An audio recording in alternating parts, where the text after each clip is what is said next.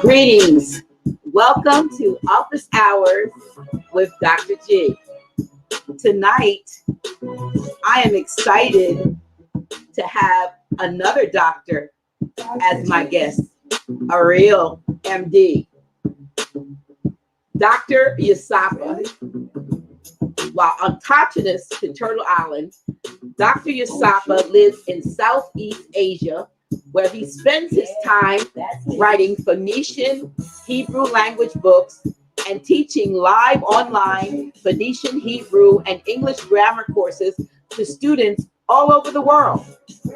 Dr. Yasapa is the founder of an online law school best known for its 6-month Deuteronomy Chapter 28 courses, which consists of a free live online 8-week ancient Phoenician Paleo Hebrew course and free live online 6-week speaking and reading skills course.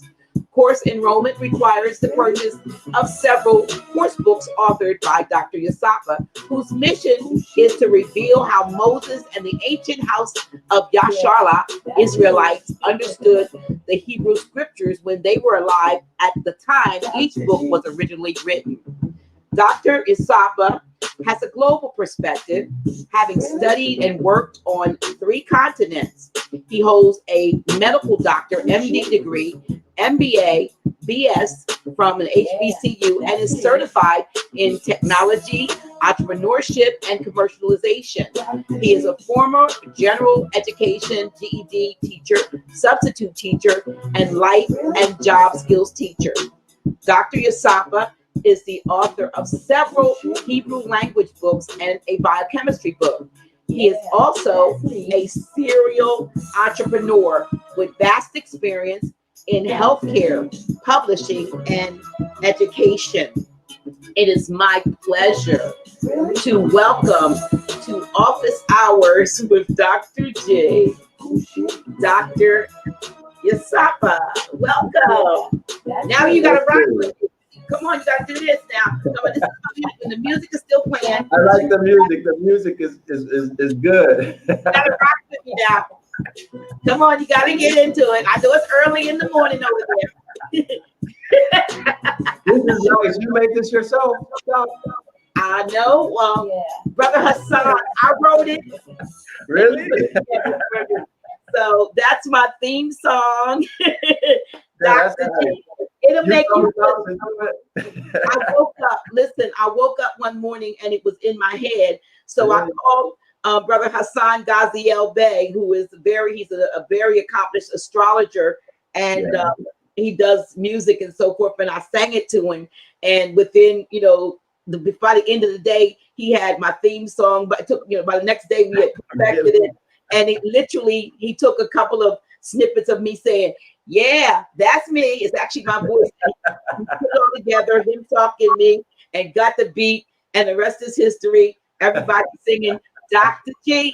And when it goes off, when the show goes off, I let it play out. And I noticed that sometimes half the people that were on the live, they stay on. I think they're just rocking.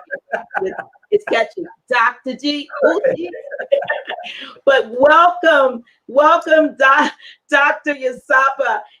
Listen, Grand Rising, because where you are, it is. Let me see. What is the time? It's 8:19 p.m. here on Tuesday evening. It is 8:19 a.m. Wednesday. Where you are, correct?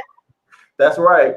Well, 7:19. Well, 7:19. Well, early in the morning. Let's put it like that. It's tomorrow early. So, anyway. Well, thank you for having me. I appreciate this opportunity to be with you and your audience. Yes.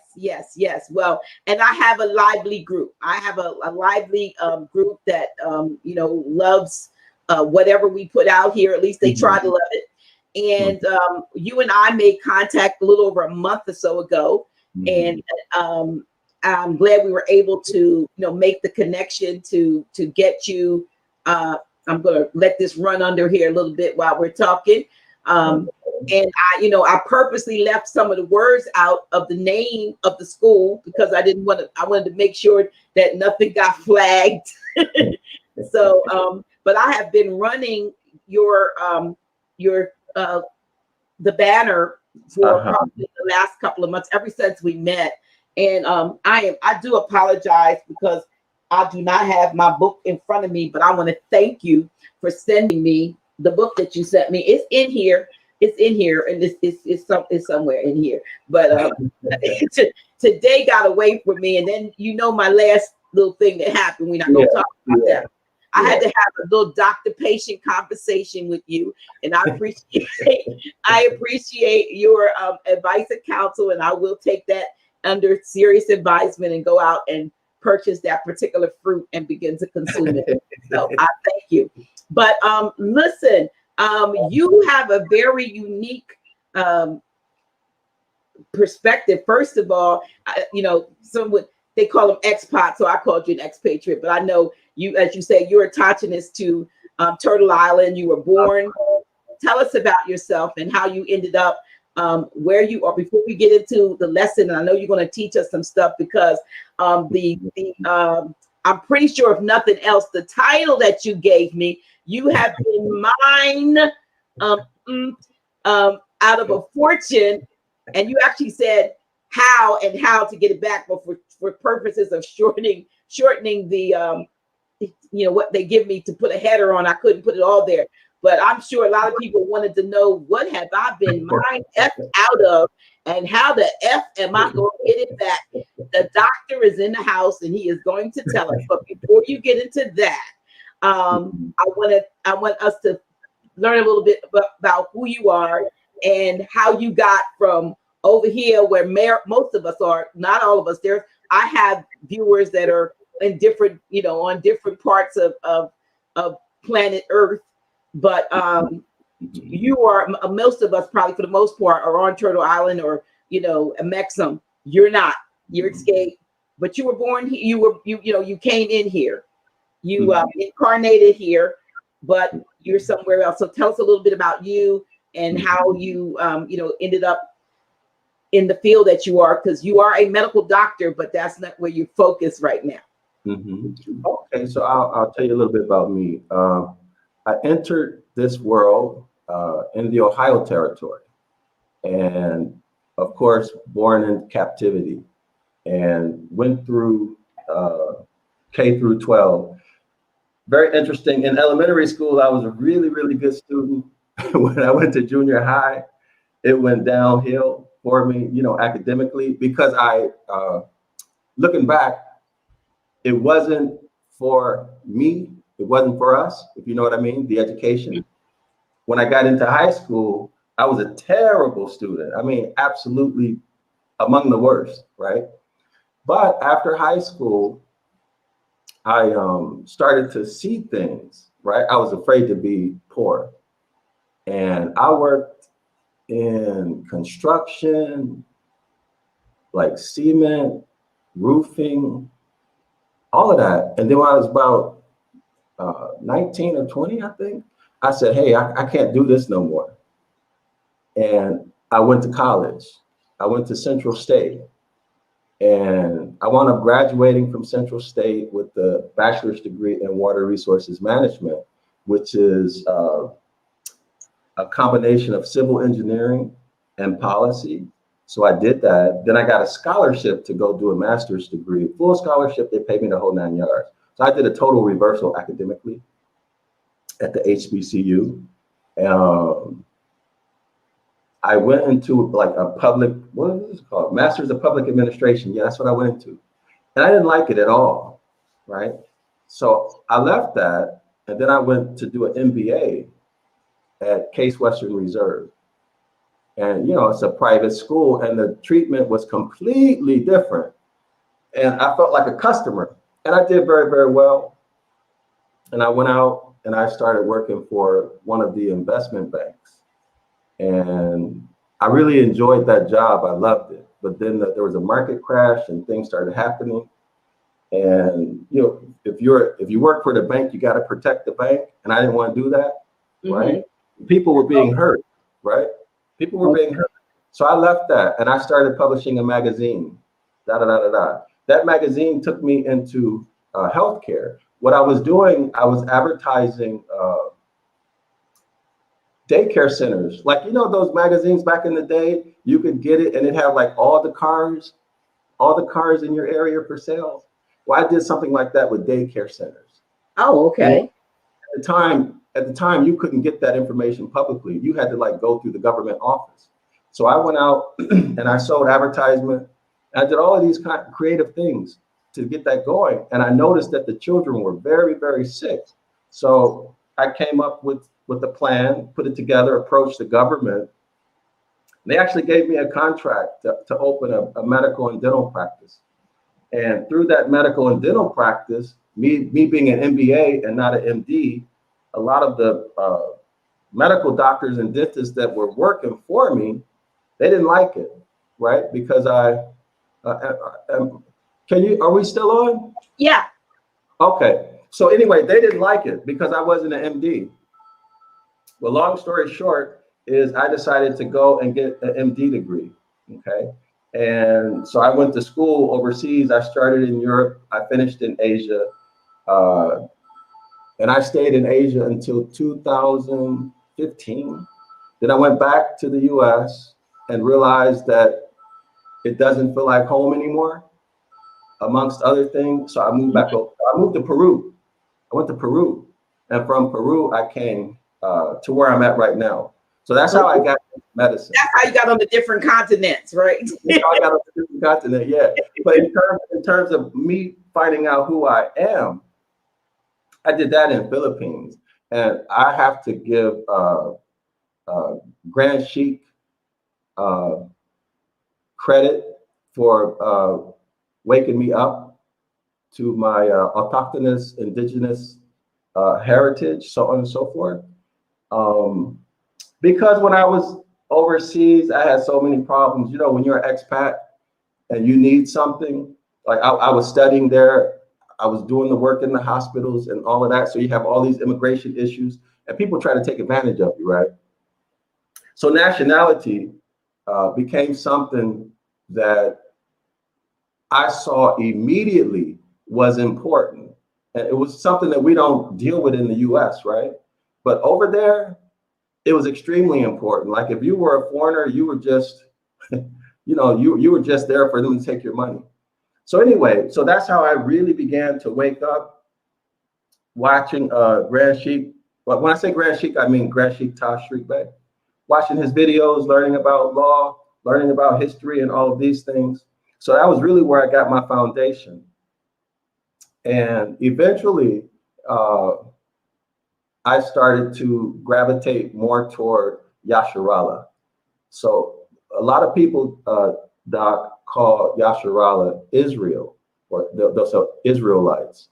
But that's not what I'm referring to. I'm referring to Yasharallah, the Hebraic appellation, designation for a people. So anyway, long story short, I wrote this biochemistry book.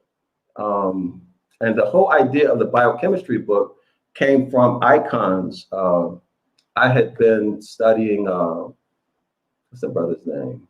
There's a brother, he did a lecture on the unity of languages, like where they evolve from, what language evolves from what. Booker T, yeah, Professor Booker T. And I was so impressed and touched with that I decided to write a biochemistry book to display how I studied biochemistry and other topics when I was in med school, using images as opposed to focusing on words, studying words and trying to remember and think in terms of words. So I wanted to present every chemical reaction or even every molecule as a simple everyday image or icon that we deal with every day. And by doing so, taking the complexity out of it, right? So showing the mechanism of action, how it actually functions properly, how it malfunctions, using images that we see every day so that you can then relate that and you don't have to worry about remembering things. You're just see the picture, right? See the image. So long story short, I wrote that, published it, and that took me into Hebrew. Of course, Hebrew, our language, it's pictographic. They call it pictographs. The pictographs represent objects that we use in our culture. And they have all these very interesting characteristics. So coming out of the biochemistry book, I went into writing the Hebrew language books. So that's how I that's how I got into this.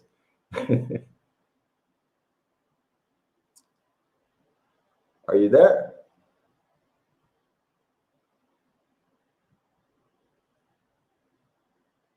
Doc, are you there? I don't know if you guys can hear me, but I'll keep talking.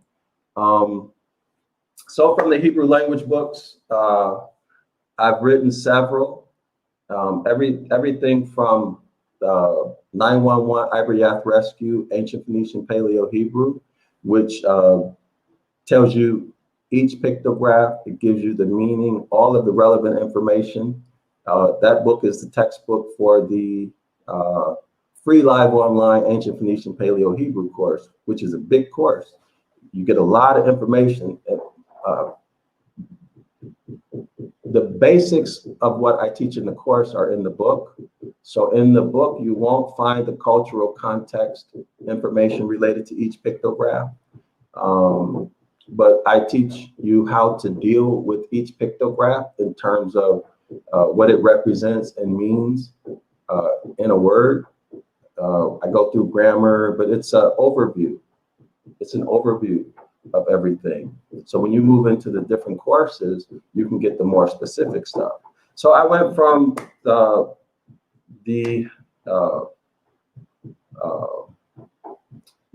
ABCs, if you will. Doc, are you there? Can you guys hear me?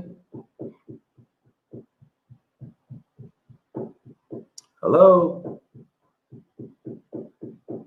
Okay, so I'll keep talking. I don't know what's going on. So I went from the pictographic books into books. The next significant book was the Ten Commandments book, where I show how each word is constructed from root, prefix, infix, suffix, the etymology of each word, and how it affects the meaning of the verses. And I teach the analytical skills, not in the book, but in the class. There's a Ten Commandments class. But the whole purpose of this is to show you Jeremiah 8, verse 8 occurrences. So what is that? I'll show you later.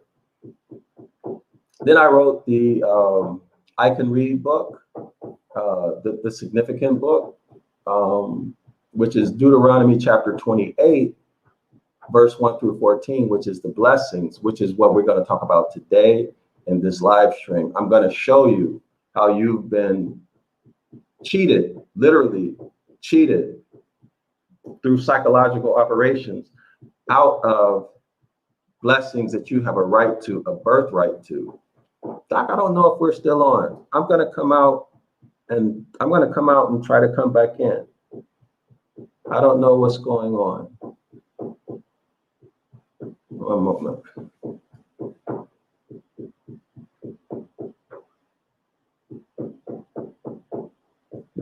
One moment.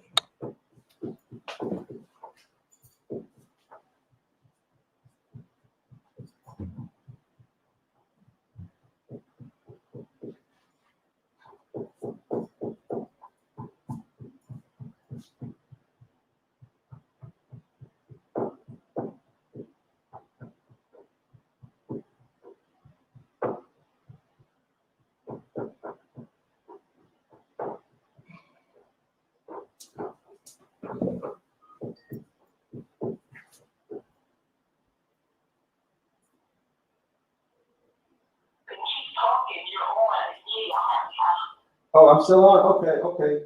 Sorry about that. Okay. All right. Sorry about that. I thought I got kicked off. Okay, so the book that I wrote and that I'm teaching a class with now, and by the way, if you want to come to the class, you get four free classes. You can just come in and participate, be active in everything. So let's get into the topic, because I want to show you how you've been cheated. Okay.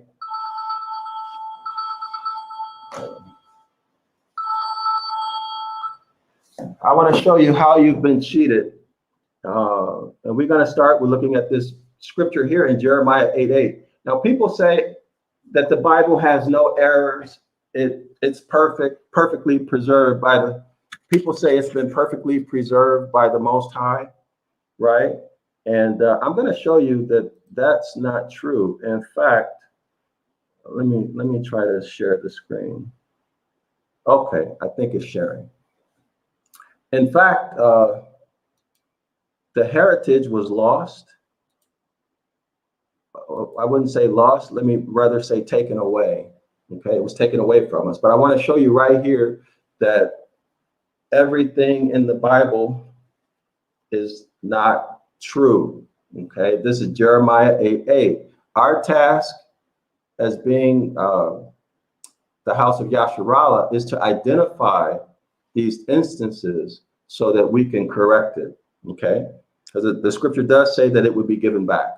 So this is Jeremiah 8:8. So this is the New International Version. It says, how can you say we are wise, for we have the law of the Most High? So when you see capital LORD, that refers to the Tetragrammaton. So I'll explain maybe later, or if you come to class, why I say the Most High. How can you say we are wise, for we have the law of the Most High, when actually, notice this, the lying pen of the scribes have handled it falsely? That should be clear. Next verse, New Living Translation. How can you say we are wise because we have the word of the Most High when your teachers have twisted it by writing lies? Okay, teachers twisted it by writing lies.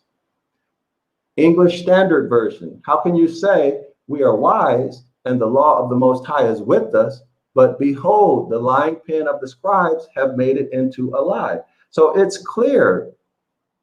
It's clear that there are instances where things are not true in the Bible. Okay, but let's continue. When I teach in my courses, anyone who's taken the class can tell you that we do an exhaustive study. We consider everything. And one of the skills you'll learn at Zion Law School is the discipline of doing an exhaustive consideration of all the resources, but then beyond that, developing the analytical skills to be able to handle the information so that you can uncover and make decisions that benefit you instead of believing what some translator wrote or what some commentator wrote.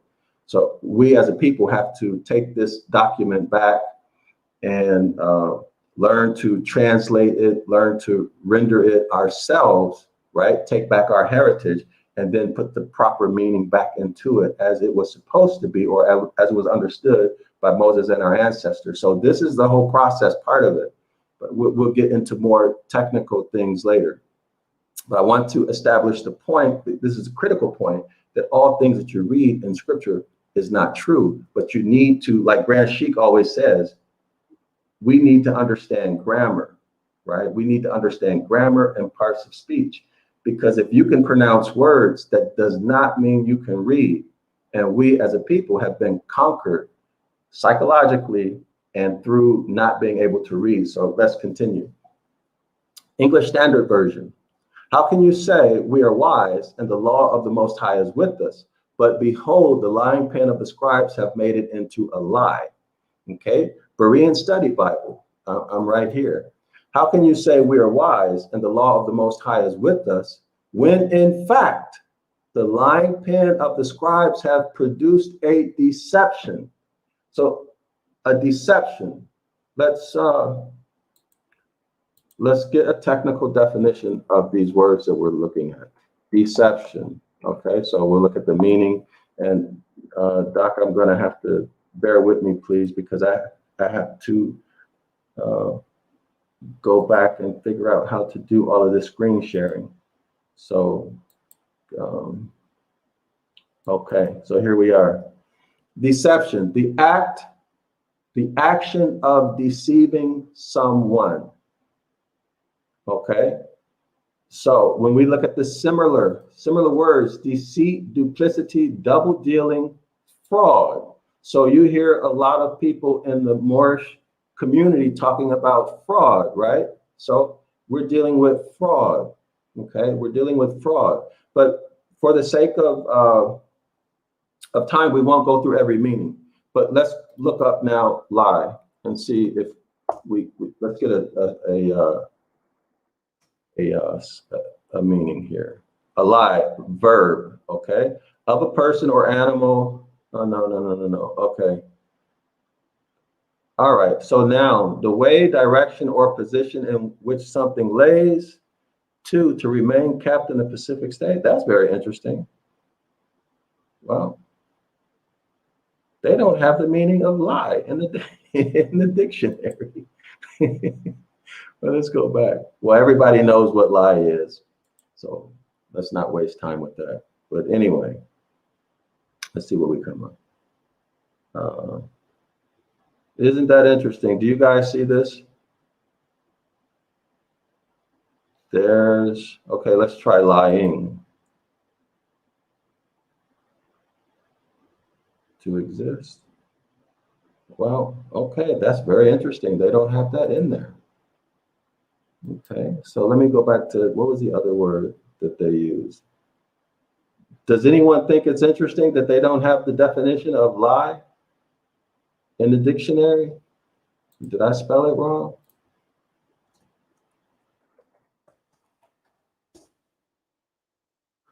Okay, present participle of lie. They still don't have anything. That's very interesting. All right. Okay, so here, the noun, telling of lies or false statements. Untruthfulness, right? Untruthful, as an adjective, it means containing lies, deliberately untruthful, deceitful, false. Okay, so this is what Jeremiah 8:8 is telling us. Okay, so there it is. Let's go back to Jeremiah 8:8, and we'll just look at maybe one or two more. And I think the point should be well established. Okay, let's look at the King James Version for all those people who only believe in the King James Version. It says, how can you say we are wise and the law of the Most High is with us? Look, the false pen of the scribes certainly works falsehood. So you can even tell by the way that's written. It's written in a way that's unclear and confusing. So I would say it's written in a deceitful way, right? Rather than coming straight out and saying that it's a lie or deception. Now, notice the other King James Bible. How do you say ye are wise and the law of the Most High is with us? Lo, certainly in vain the pen of the scribes is in vain. This is deceptive. It's not clear that this is talking about deceit and a lie. Okay, so this would be, in my opinion, an example of Bible translators being deceptive. Okay, we've seen how other Bible translators have rendered this verse. So let's stop with the contemporary English version right here. It says, you say we are wise because we have the teachings and the laws of the Most High. But I say that your teachers have turned my words into lies. So this would be the Most High saying that your teachers have turned his words into lies. So what words? Let's look at this more closely. We see here that it says law. So whenever we see law, that takes us back to the commandments. And I can show you today, if we have time, an example, an actual occurrence of one of these laws that's a lie. And a lot of people will get upset about that, but this is Jeremiah 8:8. It's not my opinion. You can see it right here. Okay, again here in the Good News translations, it says, how can you say that we are wise and that you know my laws? Look, the laws have been changed by dishonest scribes. The laws have been changed by dishonest scribes. So people who are just reading scripture and they are unaware of this, they have no clue. The fraud is being perpetrated upon them psychologically in more ways than one. And I'm going to show you that when we go into Deuteronomy 28, verse 1 through 14, which is where the blessings are recorded. I'm going to show you how you have been cheated, being deceived out of the great fortune that you have a right to, a divine right to, that's your birthright. If you can get past this, if you can accept this and be willing to study, learn grammar, learn etymology, and learn how to handle these documents independently on your own by coming through Zion Law School. Okay, so I think that should be very clear for everybody. Now, let me go back and stop the screen share and go to, let me see, how did I do that? Go to, so now we're going to look at Deuteronomy chapter 28. This is a tool that everybody needs to know, regardless of what your nationality is, your whatever your bloodline nationality is. It's everything has been mixed up, right? So in terms of going back to a specific, are you getting, am I getting feedback, Doc? Dr. Yasapa. Yes. Dr. Yasapa. Yes. Hey, it's Aminaru. Can you hear me? Yo, Shalom, Aminaru, how are you? Shalom, brother. Hey, Dr. G is trying to work out some technical difficulties. I'm Aminaru. I'm her co-host on her Sunday show. So I'll be sitting in with you until she figures it out. Okay, so am I good in terms of on my side? Can everybody hear and see me? Yes, sir. And see you. Okay, so should I continue? I kind of lost you. I'll just keep going. I'll assume that you guys, can you confirm that I'm still going, that you guys can see me? I'm trying to screen share. Let's see, hold on. Deuteronomy 28. Okay, so here we are at Deuteronomy 28. This is a very popular research tool. Everybody should learn how to deal with this, in my opinion. Okay, especially if you are Yasharala, or if you think you're Yasharala, or if you just want to free yourself from the mental enslavement that we've been subjected to, regardless of what nation of people we go back to through our bloodline. This is the way out of mental slavery, in my opinion. And I'm going to tell you why. Because you can get all the money, you can get all the money there is to get in the world, but if your mind is still in slavery, or if your mind is still conditioned for you to be a failure, right? If you're conditioned to be a servant instead of a master, all that money won't help you one bit. In fact, it might wind up being your demise. So you can do all the political organizing that you want. You'll always go back to the same position of servitude unless and until you free your mind. So we have been dominated and enslaved, captured and oppressed mentally through the use or the misuse of scripture. Okay, now I'm focusing only on the Bible. I'm not focusing on any other document that's been used as a religious document or tool. I'm only focusing on the Hebrew scriptures because that's what I know. So, and I want to try to help you to free yourself from this by showing you in the language where and how you've been deceived. Not me telling you, but showing you and then teaching you how to build your analytical capacity so that you can see and do and make these verses work for you.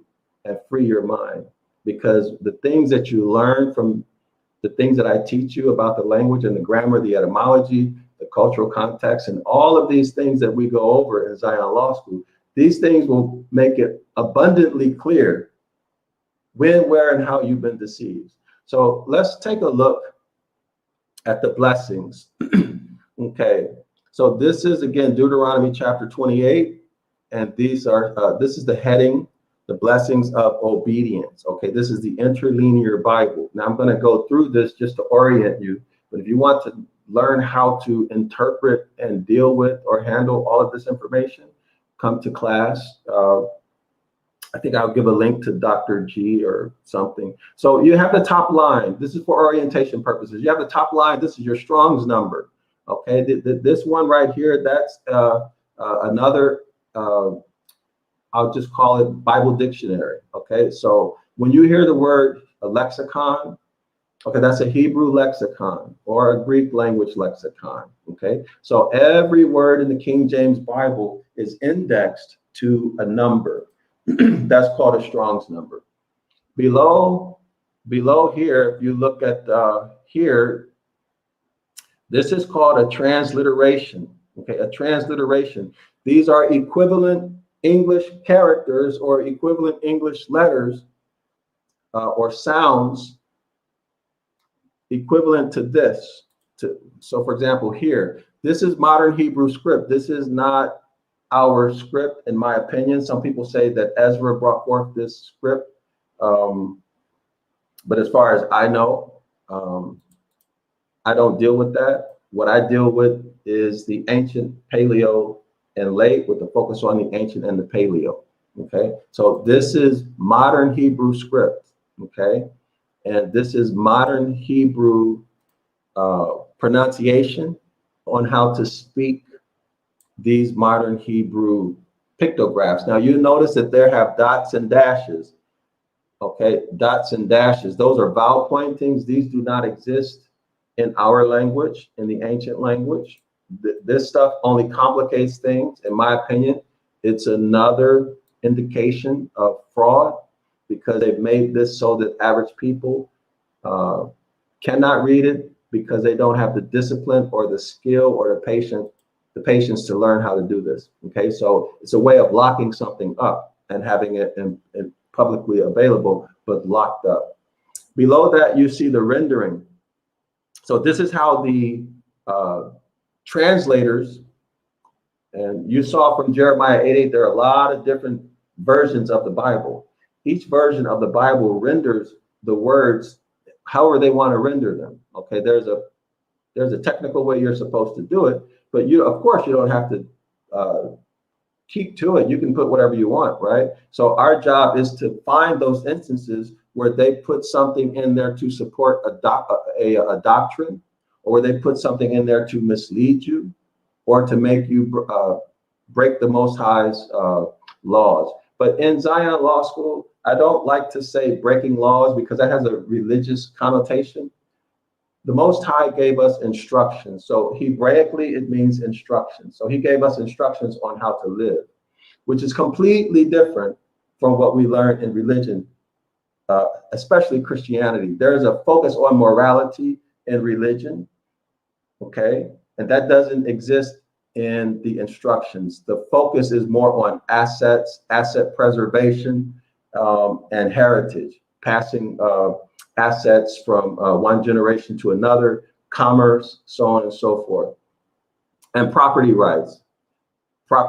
In contrast to Christianity, where there's a morality focus. And this is the primary way where you've been screwed out of your birthright, out of the fortunes and wealth that are rightly there for you, available now, if you begin to follow the Most High's instructions. And we'll get into that. So below this, right here where the cursor is, this is the part of speech. This is the part of speech, okay? Part of speech. This is where we have been miseducated intentionally, so that we cannot read and understand what a text is saying, because we don't understand. And it's nobody's, I mean, we didn't choose for it to be that way. I don't care how much education you have. Before Grand Sheikh Taj Sharif Bey started talking about all of this stuff, I never paid attention to it. I never realized that I had a deficit until he brought it to my attention. And then I began to focus on it, right? So I hope that as a result of some of you listening to me speak today, you will begin to shift your attention and focus on grammar, parts of speech, and etymology, okay? Because this is the key to freeing your mind, okay? This is the key. Now let's go back up here to the Strong's number. The Strong's number, as I mentioned, this is the lexical or the Hebraic meaning of the word, okay? Now, what you should be aware of is that whenever you use the software application, it does not give you a complete meaning of the word, okay? It gives you a summation of meanings of the word. So you have to buy the physical book if you want to get everything. And Strong's is an introductory lexicon. So it's not the academic lexicon, it's an introductory, but it's a good way to start. All right, so let's go to do you have any questions?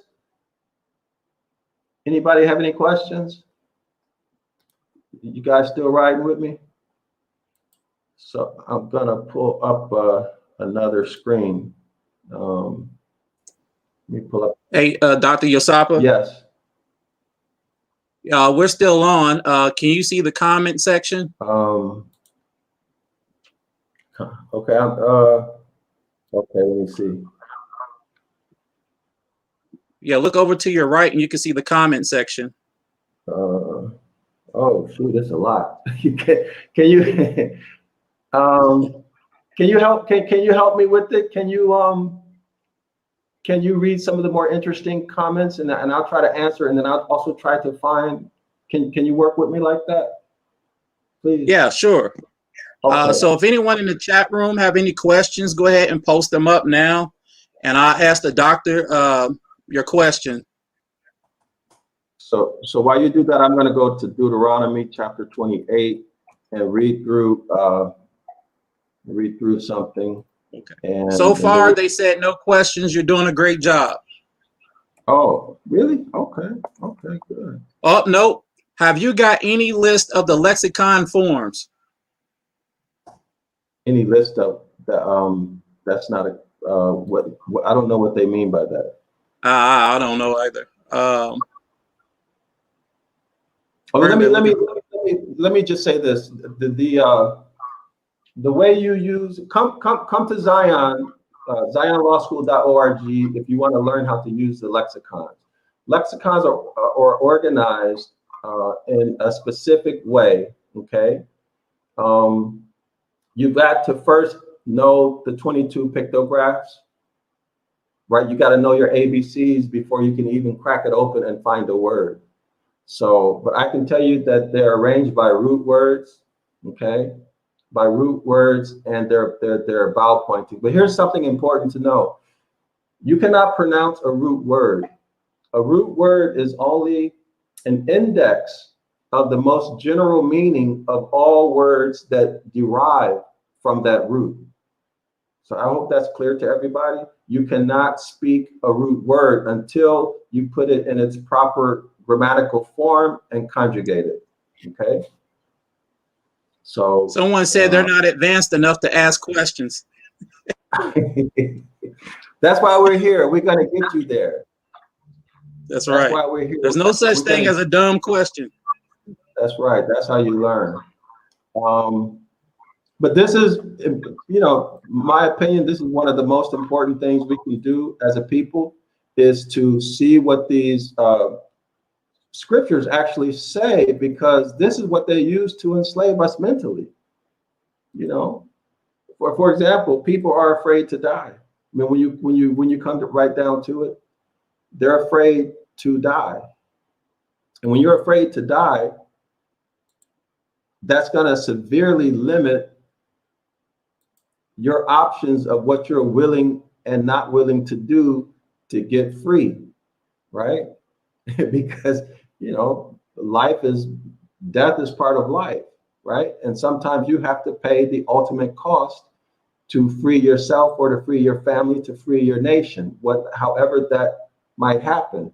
But through religion, the fear of hellfire, the fear of purgatory, the fear of all of these things, right, that they've taught us severely limits our willingness and our ability to stand up and be men and women and to free ourselves. Okay, so we have to break down these.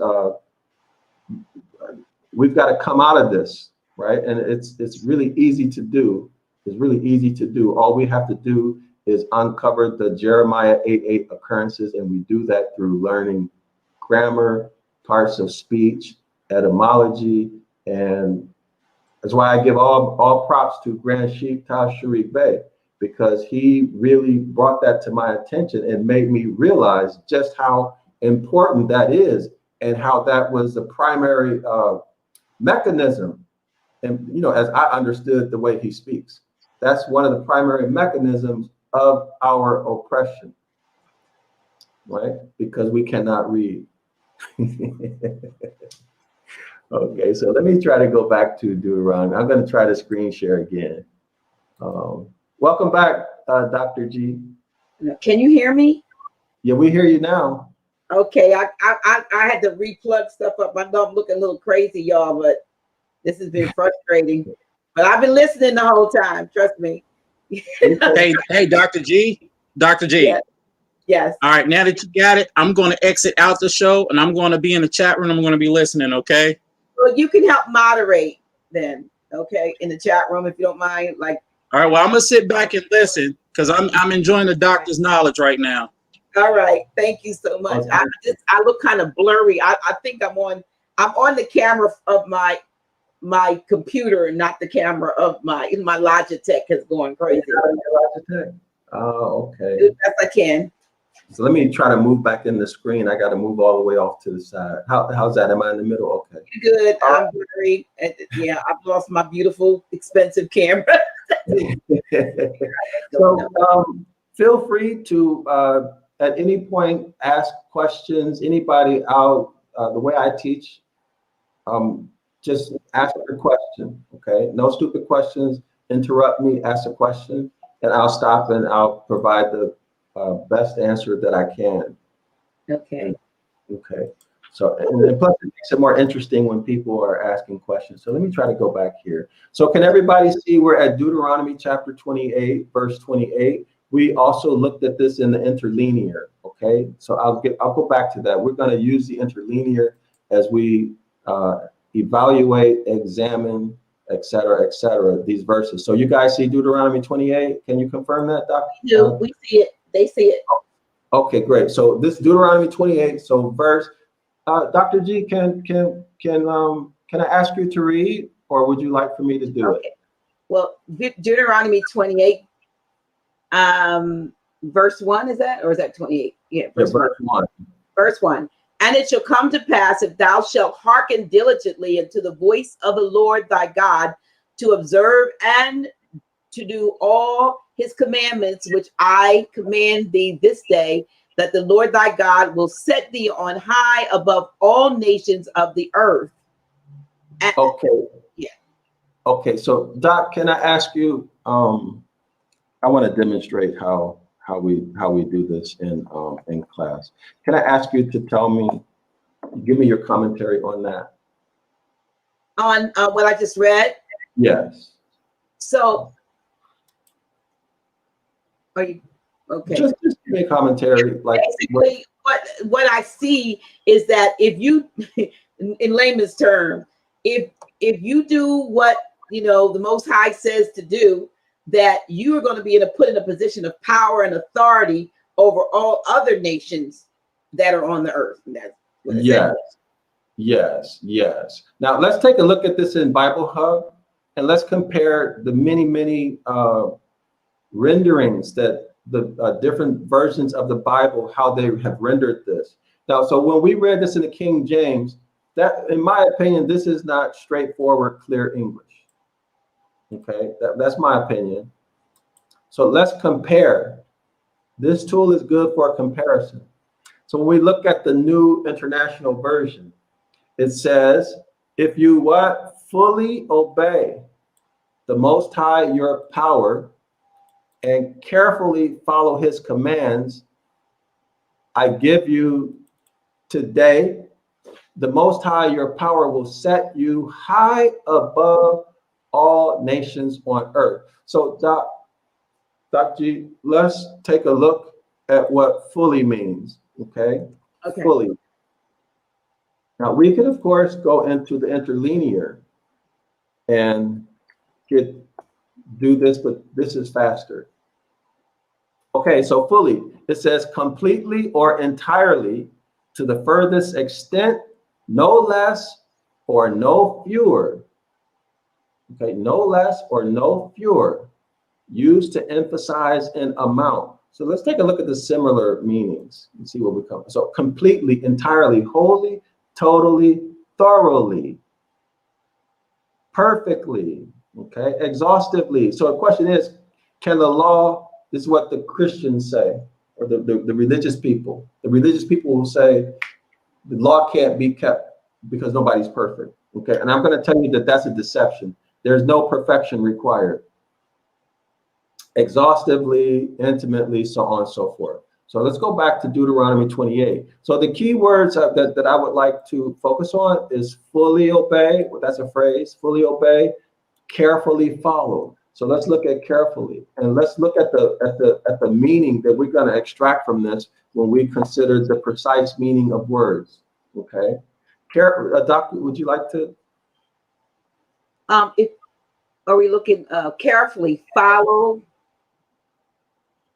Am I looking at the definition? Yes. Yeah. I'll be honest with you. Even with these glasses on, I can't read that. I can't see. How's that? I see something like sorrowfully, I think. I'm not sure what I see. How's that? Can you see that? No.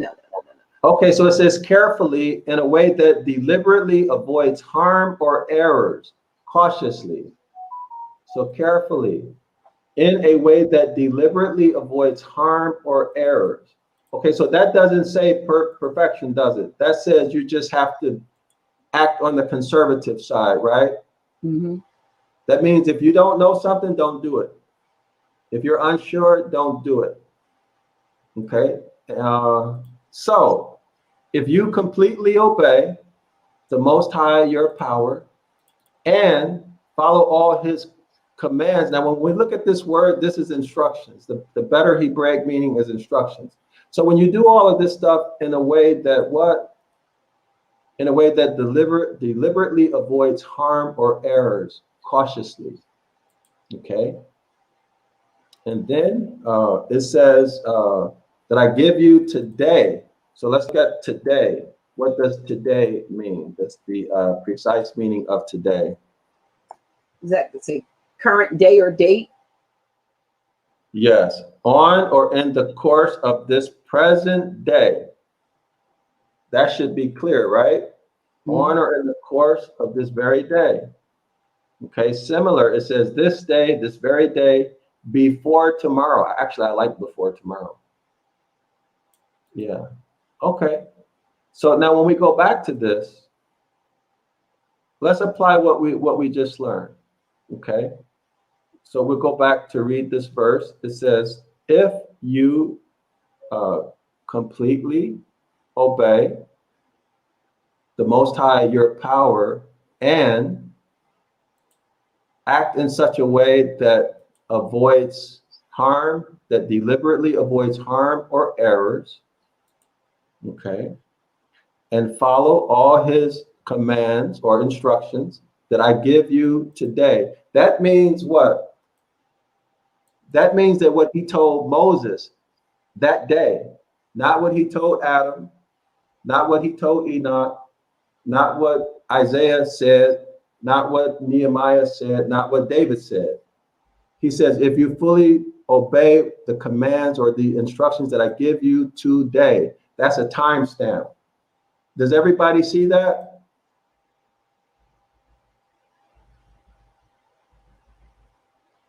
Does everybody see that? So we have to do what was told to Moses on that day, which he told us.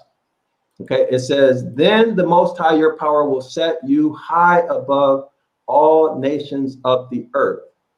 Okay, so this is a timestamp. These are our instructions, not something that was told in the past to somebody else, and not something that was told to the future or tomorrow to somebody else, but it was what was told to Moses on that very day. Okay, so in other words, being able to take back our fortune that the Most High promised us depends on us following the instructions that he gave to Moses, nobody else. Okay, I hope everybody can see that. What's the result or the benefit or the reward? This is the Most High will set you high above all the nations of the earth. Okay, now let's look at the New Living Translation. If you fully obey the Most High your power and carefully keep all his commands that I'm giving you, again it says today, not yesterday, not in the future. Fully obey everything that I am giving you today, that which he gave Moses, the Most High your power will set you high above all the nations of the world. Okay, of the world. And we have been mind-effed out of this, because instead of following these instructions, most of our people are into religion, the Christianity, all of the religions. Okay, that's what they're into, and they're following morality issues as opposed to following these instructions, which have to do with group commerce, passing property from one generation to another, how we deal with each other. I just said it in terms of commerce and property rights, right? So the whole thing about adultery and all of these things, that's a matter of property rights. And if you want to understand what that is, come to Zion Law School and I'll show you how that's a matter of property rights. Okay, there's a question. Okay. Here, so I'm just going to post it up. Variah L says, are we supposed to observe the customs of, is it Pesach, Rosh Hashanah, Yom Kippur, Sukkot? Are we supposed to make those observations? Let me say it. Let me say it like this. I don't want to stir up trouble amongst the Hebrew Israelite community. So I'll leave that to your personal choice. What I will say is learn this contract so you can answer that question yourself without me telling you, because that's something you need to learn. I'm speaking to the person who wrote the comment. That's something that you need to learn, and I can teach you, but I'm not gonna tell you something like that, because I don't tell people what to observe, what to do, what to believe, and what to think. I teach, and you have to make your own decisions. Okay, so I'm gonna keep peace. You're gonna keep peace. Okay. Here's another question. Blah blah blah. It just skipped. Where did it go? I wanted to pull it up. Oh yeah, here. This one's a good one. Kinfolk, would you consider the Most High power meaning nature's law? According to Western law? No, I guess when you're making the reference to the Most High, what is the Most High? Because we also have our higher self and our lower self, and so we want to make sure that we're there's some things that we have been taught as a part of religion. Yes. That give us these images and deities and so forth, and take away everything that has to do with the fact that there's a scripture that says the greater one lives on the inside of us. So if the greater one is on the inside of us, then who is the Most High? When you're referencing the Most High.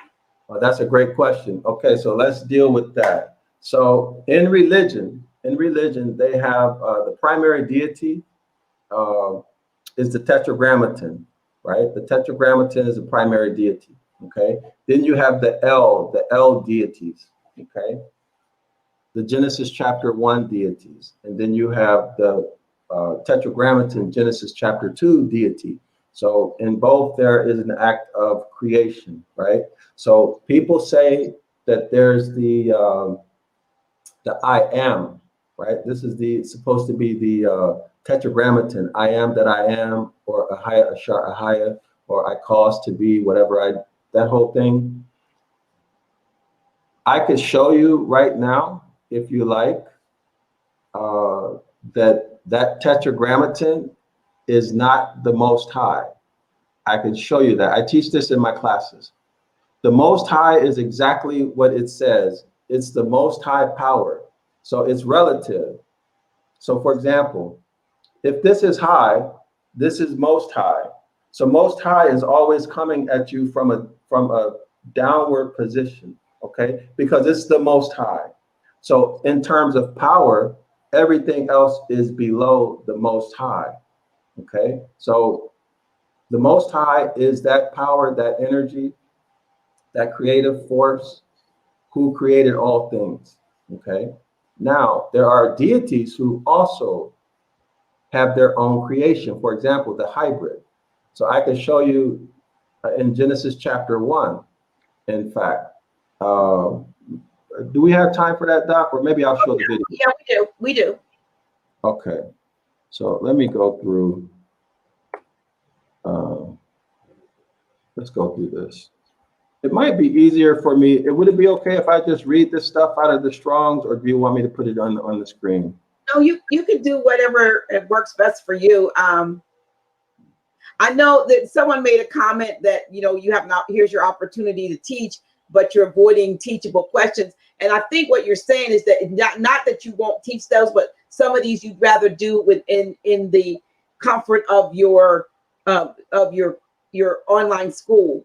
Am I correct? It's not that you're not going to, or you're not willing to teach that. And let me say this to those that are listening, and I don't know to the extent of what happened and so forth. And one of the reasons why I didn't put links in when I signed, when I made this particular show is because I realized there was difficulty when you have places like, at the alphabet, let me see, these online sources that we have to use to broadcast.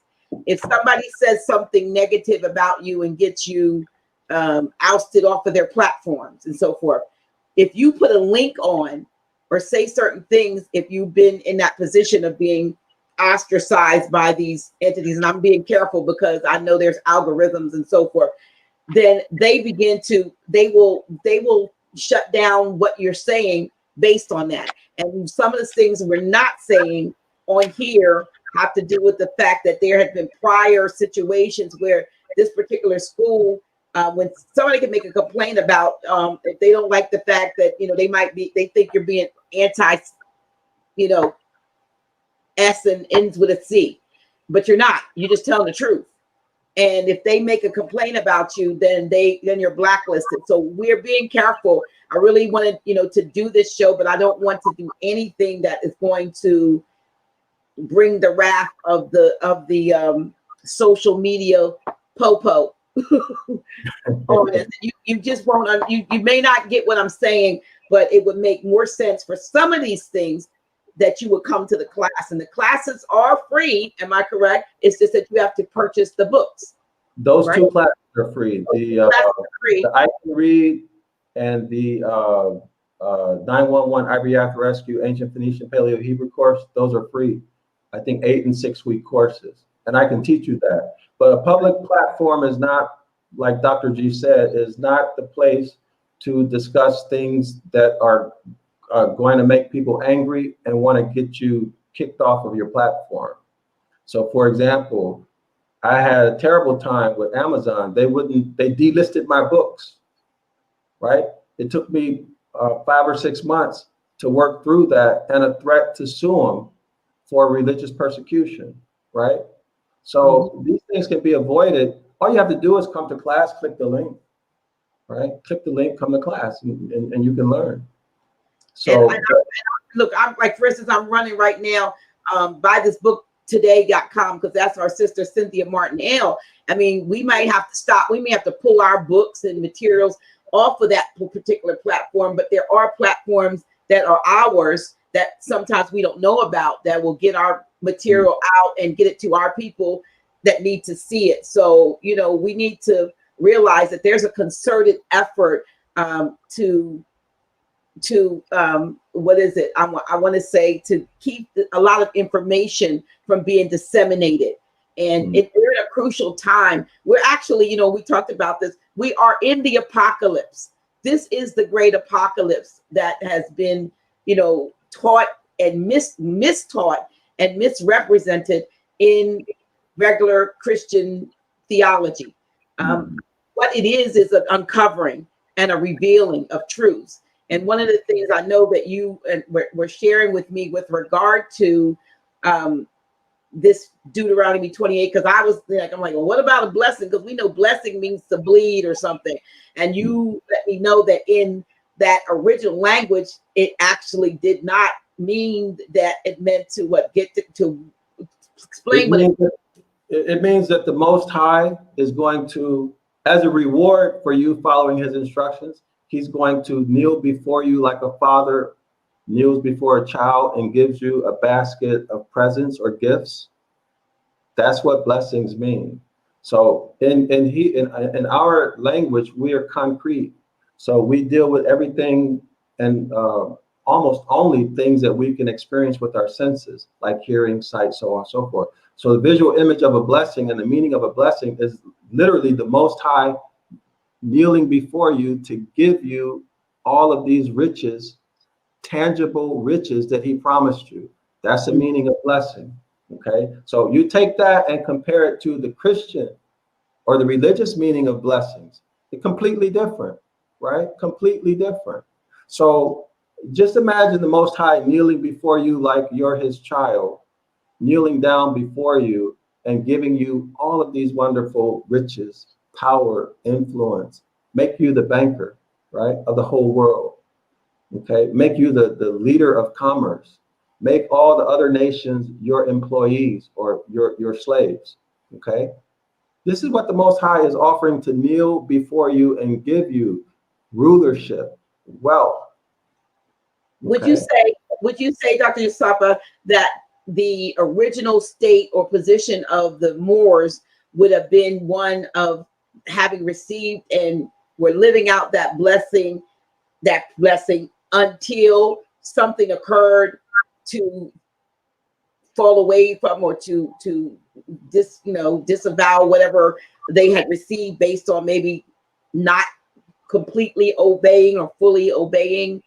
I'm going to show you, because this is an important one. That's an excellent. I'm going to show you one of the worst things we can actually do is to call on other deities.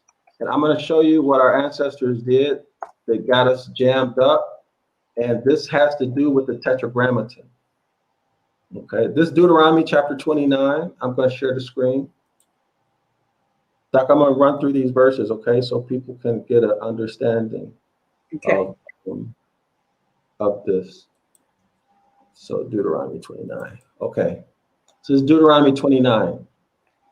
Okay, Deuteronomy 29, and I'm going to read through. These are the terms of the covenant.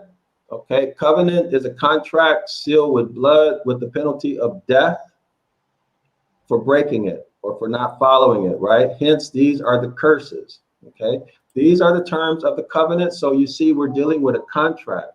These are the terms. Terms is a legal, lawful verbiage that you use in contracts, not religion. Okay, they replaced this contract with religion. These are the terms of the covenant or contract that the Most High commanded, or other versions will say gave to Moses to make with the Israelites. This should be Yasharallah in Moab, in addition to the covenant he made with them at Horeb. So let's continue, okay? Verse 2, Moses summoned all the Israelites and said to them, your eyes have seen all that the Most High did in Egypt to Pharaoh, to all his officials, and to all his land. With your own eyes, you saw the great trials, those signs and great wonders. But to this day, the Most High has not given you a mind that to understand, or eyes to see, or ears that hear. Notice this. Okay, these verses coming up. Verse 7. Oh, let me go down. Verse 9. Verse 9 is where I want to be. Verse 9. Carefully follow the terms of this covenant or contract so that you may prosper. These are the blessings in everything you do. All of you are standing today in the presence of the Most High, your power, your leaders and chief men, your elders, your officials, and all the other men of Israel, together with your children and wives and foreigners living in your camps, who chop wood and carry your water. See, we had servants even then. You are standing here in order to enter into a covenant. You are standing here in order to enter into a contract with the Most High, your power. A covenant or contract that the Most High is making with you this day and sealing it with an oath. See, you always hear Grand Sheep talking about oath and being honorable. Okay, so you can relate this to those topics that you've learned from Grand Sheep about oaths and contracts, etc. 13, to confirm you this day as his people. Okay, to confirm you this day as his people, that he may be your power as he promised you and as he swore to your fathers, Abraham, Isaac, and Jacob. I am making this covenant or contract with its oath, not only with you who are standing here today in the presence of the Most High, your power, but also with those who are not here today. So this means us. This means we are a party to the contract. Okay, we're a party to the contract. The contract was sealed with oath. Okay, so verse 16. This is what the part that I really want to focus on. We've already established that there is a contract now. You yourselves know how we lived in Egypt and how we passed through the countries on the way there. You saw among them their detestable images and idols of wood and stone, of silver and gold. These are their deities. Okay, make sure no man or woman, clan or tribe among you today whose heart turns away from the Most High, your power, to go worship these other deities of those nations. Make sure there is no root among you that produces such a bitter fruit. So the Most High is telling us, this is in fact the first commandment, right? Don't bring another deity or power before the Most High. There's a heavy consequence. But notice the rationale that's given in verse 19 here. When such a person hears the words of this oath or this contract, this covenant, and they invoke a blessing on themselves, in other words, they're saying, well, nothing's going to happen to me, right? They're rationalizing. They invoke a blessing on themselves, thinking, I will be safe even though I persist in my own way. They will bring disaster on watered land as well as dry. Now, if I look at this in the Hebrew, what this is going to tell me, the Hebraic meaning, is that the well-watered land, like the rivers, the swamp areas, as well as the agricultural land, all of that is going to be dried up. The land is going to be destroyed. Okay, that's very easy to show. So this is saying that the promised land will be destroyed. Your land will be destroyed. Of course, the land is what we were given, right? That's our promised land, part of our heritage. 20. Notice this, everybody, and think about Christianity. The Most High will never be willing to forgive them. The Most High will never be willing to forgive them. His wrath and zeal burn against them. Notice this, all the curses written in this book will fall on them, and disaster, according to all the covenants, according to all the curses of this contract, of this covenant written in this book of the law. So what I'm showing you here, I'm setting this up to show you why we've been devastated and destroyed. Clearly, this is saying that the punishment for worshiping these other deities is going to be our land destroyed, us being kicked out of the land, and of course, we're going to experience disaster. Okay, so let me show you something, Dr. G. Before you go there, Dr. Yasapa, the word never seems to be pretty like that final. So if that word never is there, or because you say how to get it back, so there must be some redemptive clause in the contract. Yeah, well, that's yes, but it's talking about that person who did it. You're talking about the person who caused it to happen, or the person who followed after what was idol and so forth, because you had a lot of people who chased after so-called the things of that Rome has put before them. You know, many of them. I'm going to show you. I'm going to show you. Okay. I'm going to show you. We'll go to Deuteronomy 30. Okay. So never, at no time in past, present, in past or future, on no occasion, not ever, not at all. Okay, so now I'll deal with your question right now. So let's go to Deuteronomy 30 because the Most High actually deals with that. So can everybody see my screen? Still, we're in Deuteronomy 30. Did you have the same that was up? Okay, so I got to go back. Okay, I got to stop share. Okay, so hold on. So I'm going to show you. Okay, so this is Deuteronomy 30. Can you guys see my screen? Yes. Okay, Deuteronomy 30. So, okay, so verse 30, chapter 30, verse 1. With all these blessings and curses I have set before you, those were set before us in Deuteronomy chapter 28.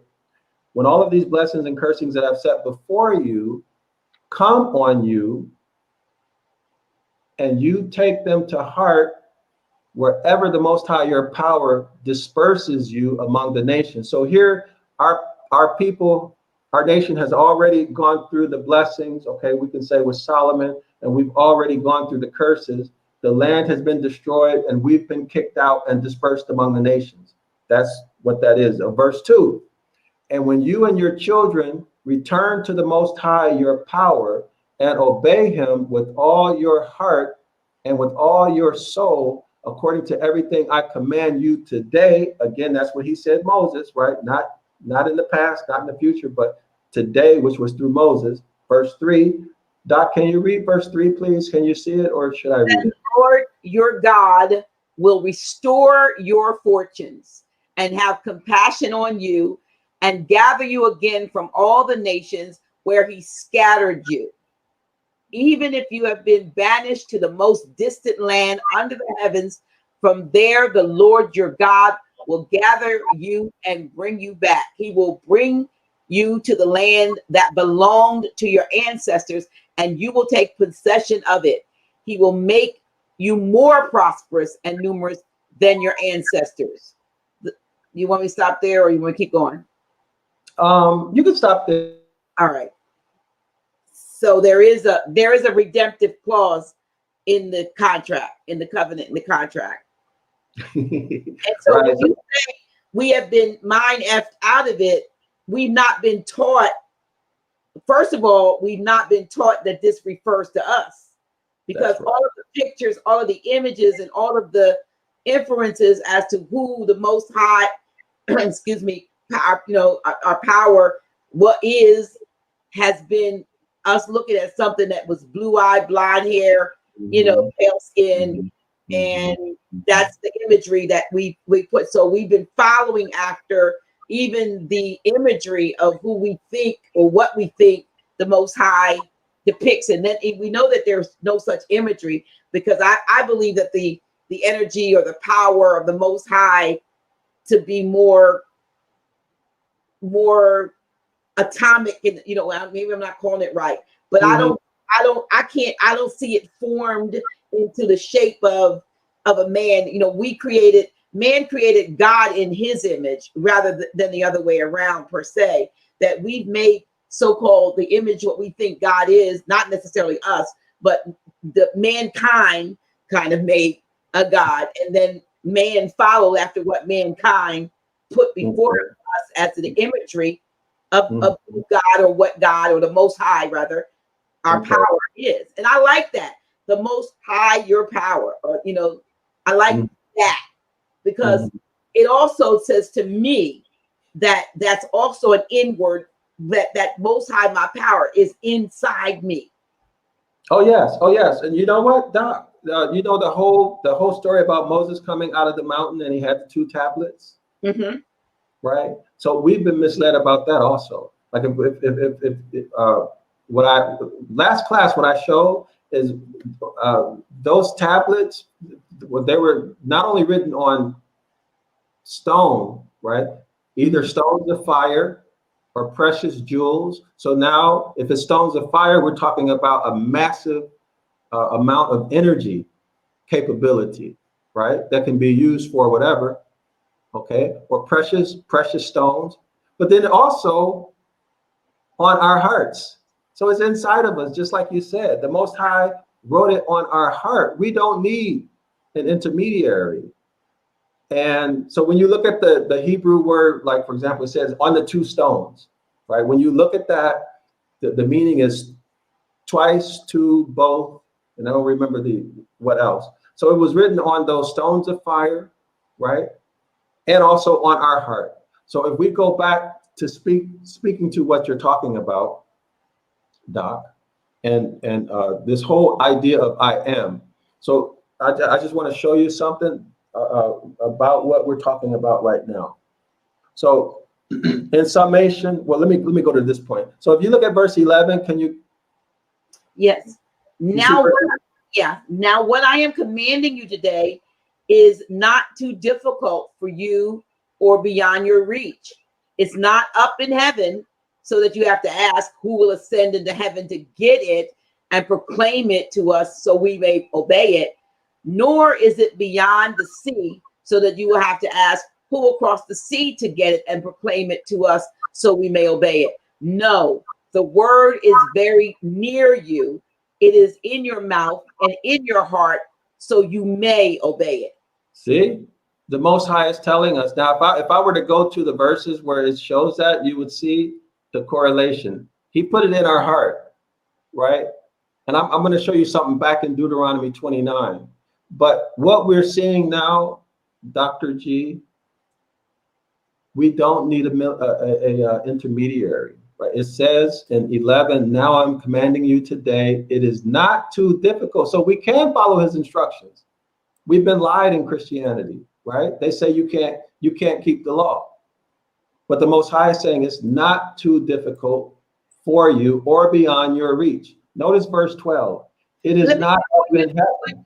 But when you go, before you go there, when you say it's not difficult, because as the law has been presented biblically, from a religious standpoint, there are things that most people struggle with at some point or another. One of the things, you know, for instance, you know, I think we had this conversation, and correct me if I'm wrong. We were even, you may have brought it up even, but when we talk about, say, thou shalt not commit adultery, for instance, or that, you know, if a man looks at a woman, you know, that's not his wife, then he has committed adultery already in his heart.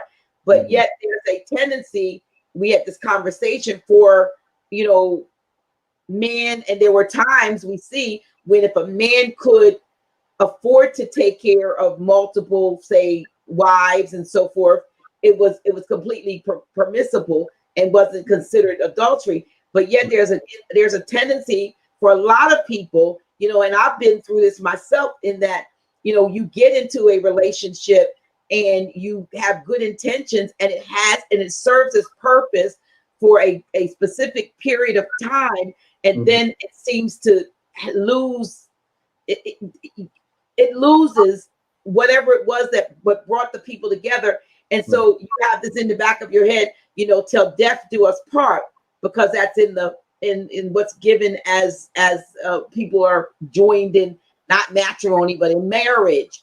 And so what is the death? You know, is the death physical, or is the death spiritual? Is the death is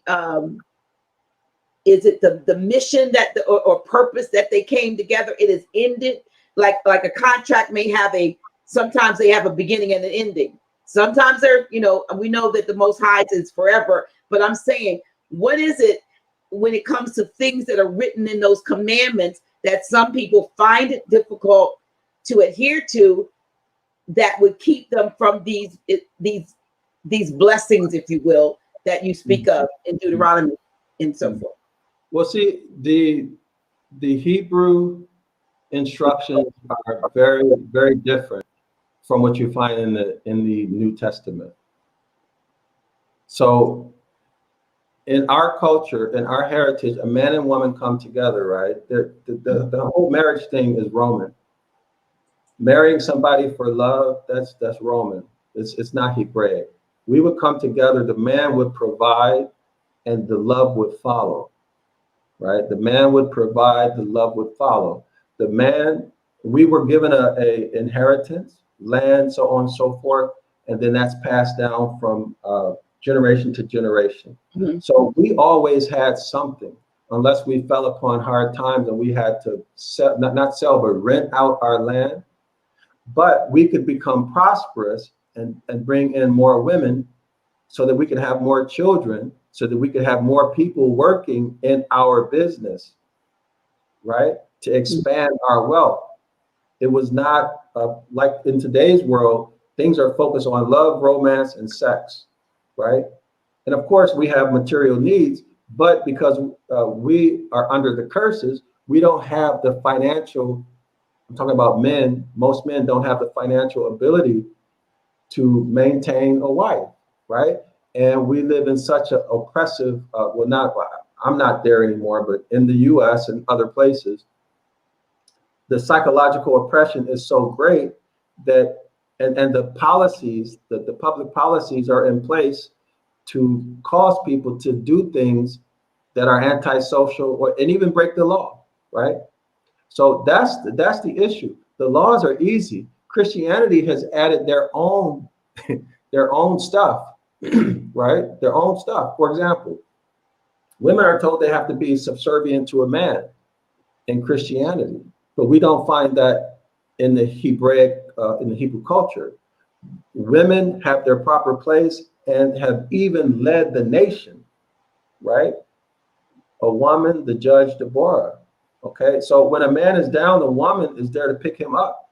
But in Christianity, that's lost because a woman has to be subservient, right? She's underneath the man and she can never step up. So, but there are a lot of other differences. I don't know if I'm getting to what to the question you asked, but the laws that we hear about, many of them are not in the contract. So, and keep in mind that we're talking about the 10 commandments. See, when we go back to Deuteronomy 29, if we go through that whole thing, was it 29? Yeah, 29. It's going to say the 10 commandments. So salvation or restoration of our fortunes come through following the 10 commandments. And there's a whole bunch of reasons. A lot of the commandments that you hear people talking about, you can't do those outside of the promised land, right? Mm-hmm. In fact, if you try to do them outside of the promised land, that's you find yourself in trouble with the Most High, according to what he said. So what's operational right now is the 10 commandments, okay? And that's where we get our restoration. So when we look, what about the 42 negative confessions of Ma'at? I mean, I've read through those. I hear a lot of people talking about those. I've read through them, and I did not see any duplication myself. So, because when you say you don't see anything, because you are looking at the Hebrew scriptures in their true text, in their true meaning, as opposed to what it's been interpreted for us. Is that what you mean? Yes. Yeah. See, because Christianity, all of this stuff derives back to the veneration of the giants, the Nephilim, the Rephaim. So all of the like when you look at the historical stuff, you see these huge structures, and sometimes you see images with these huge men, and then little tiny people.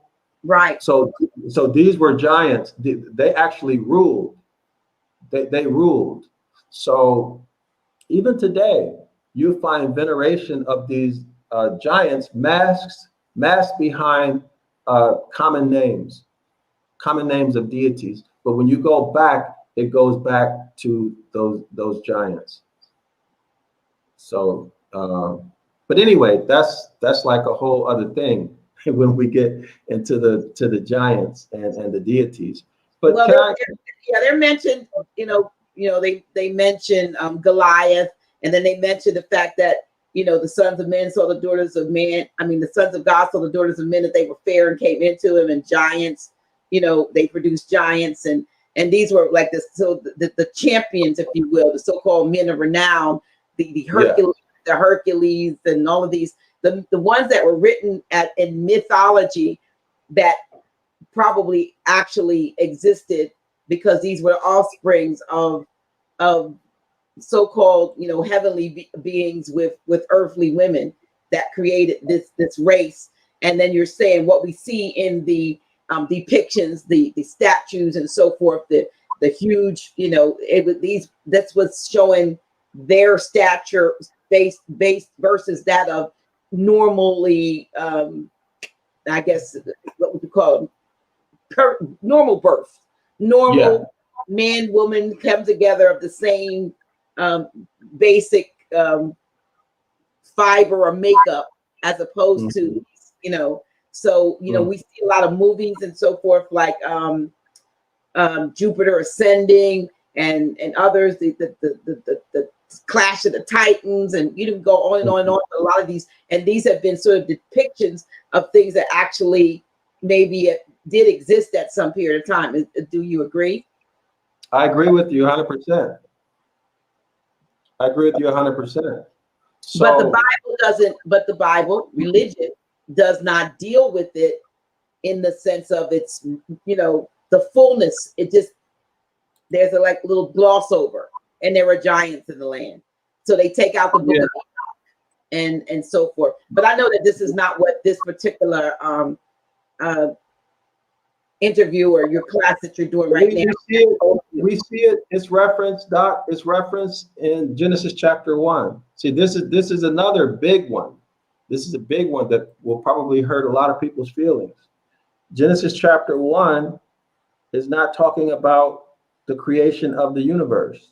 Okay, I did a whole video on this. I'll try to provide the link. So I want to show you guys something. So you guys see the interlinear Genesis chapter 1, right? Mm-hmm. So it says in the beginning. Let me go back to something that's easy for people to read.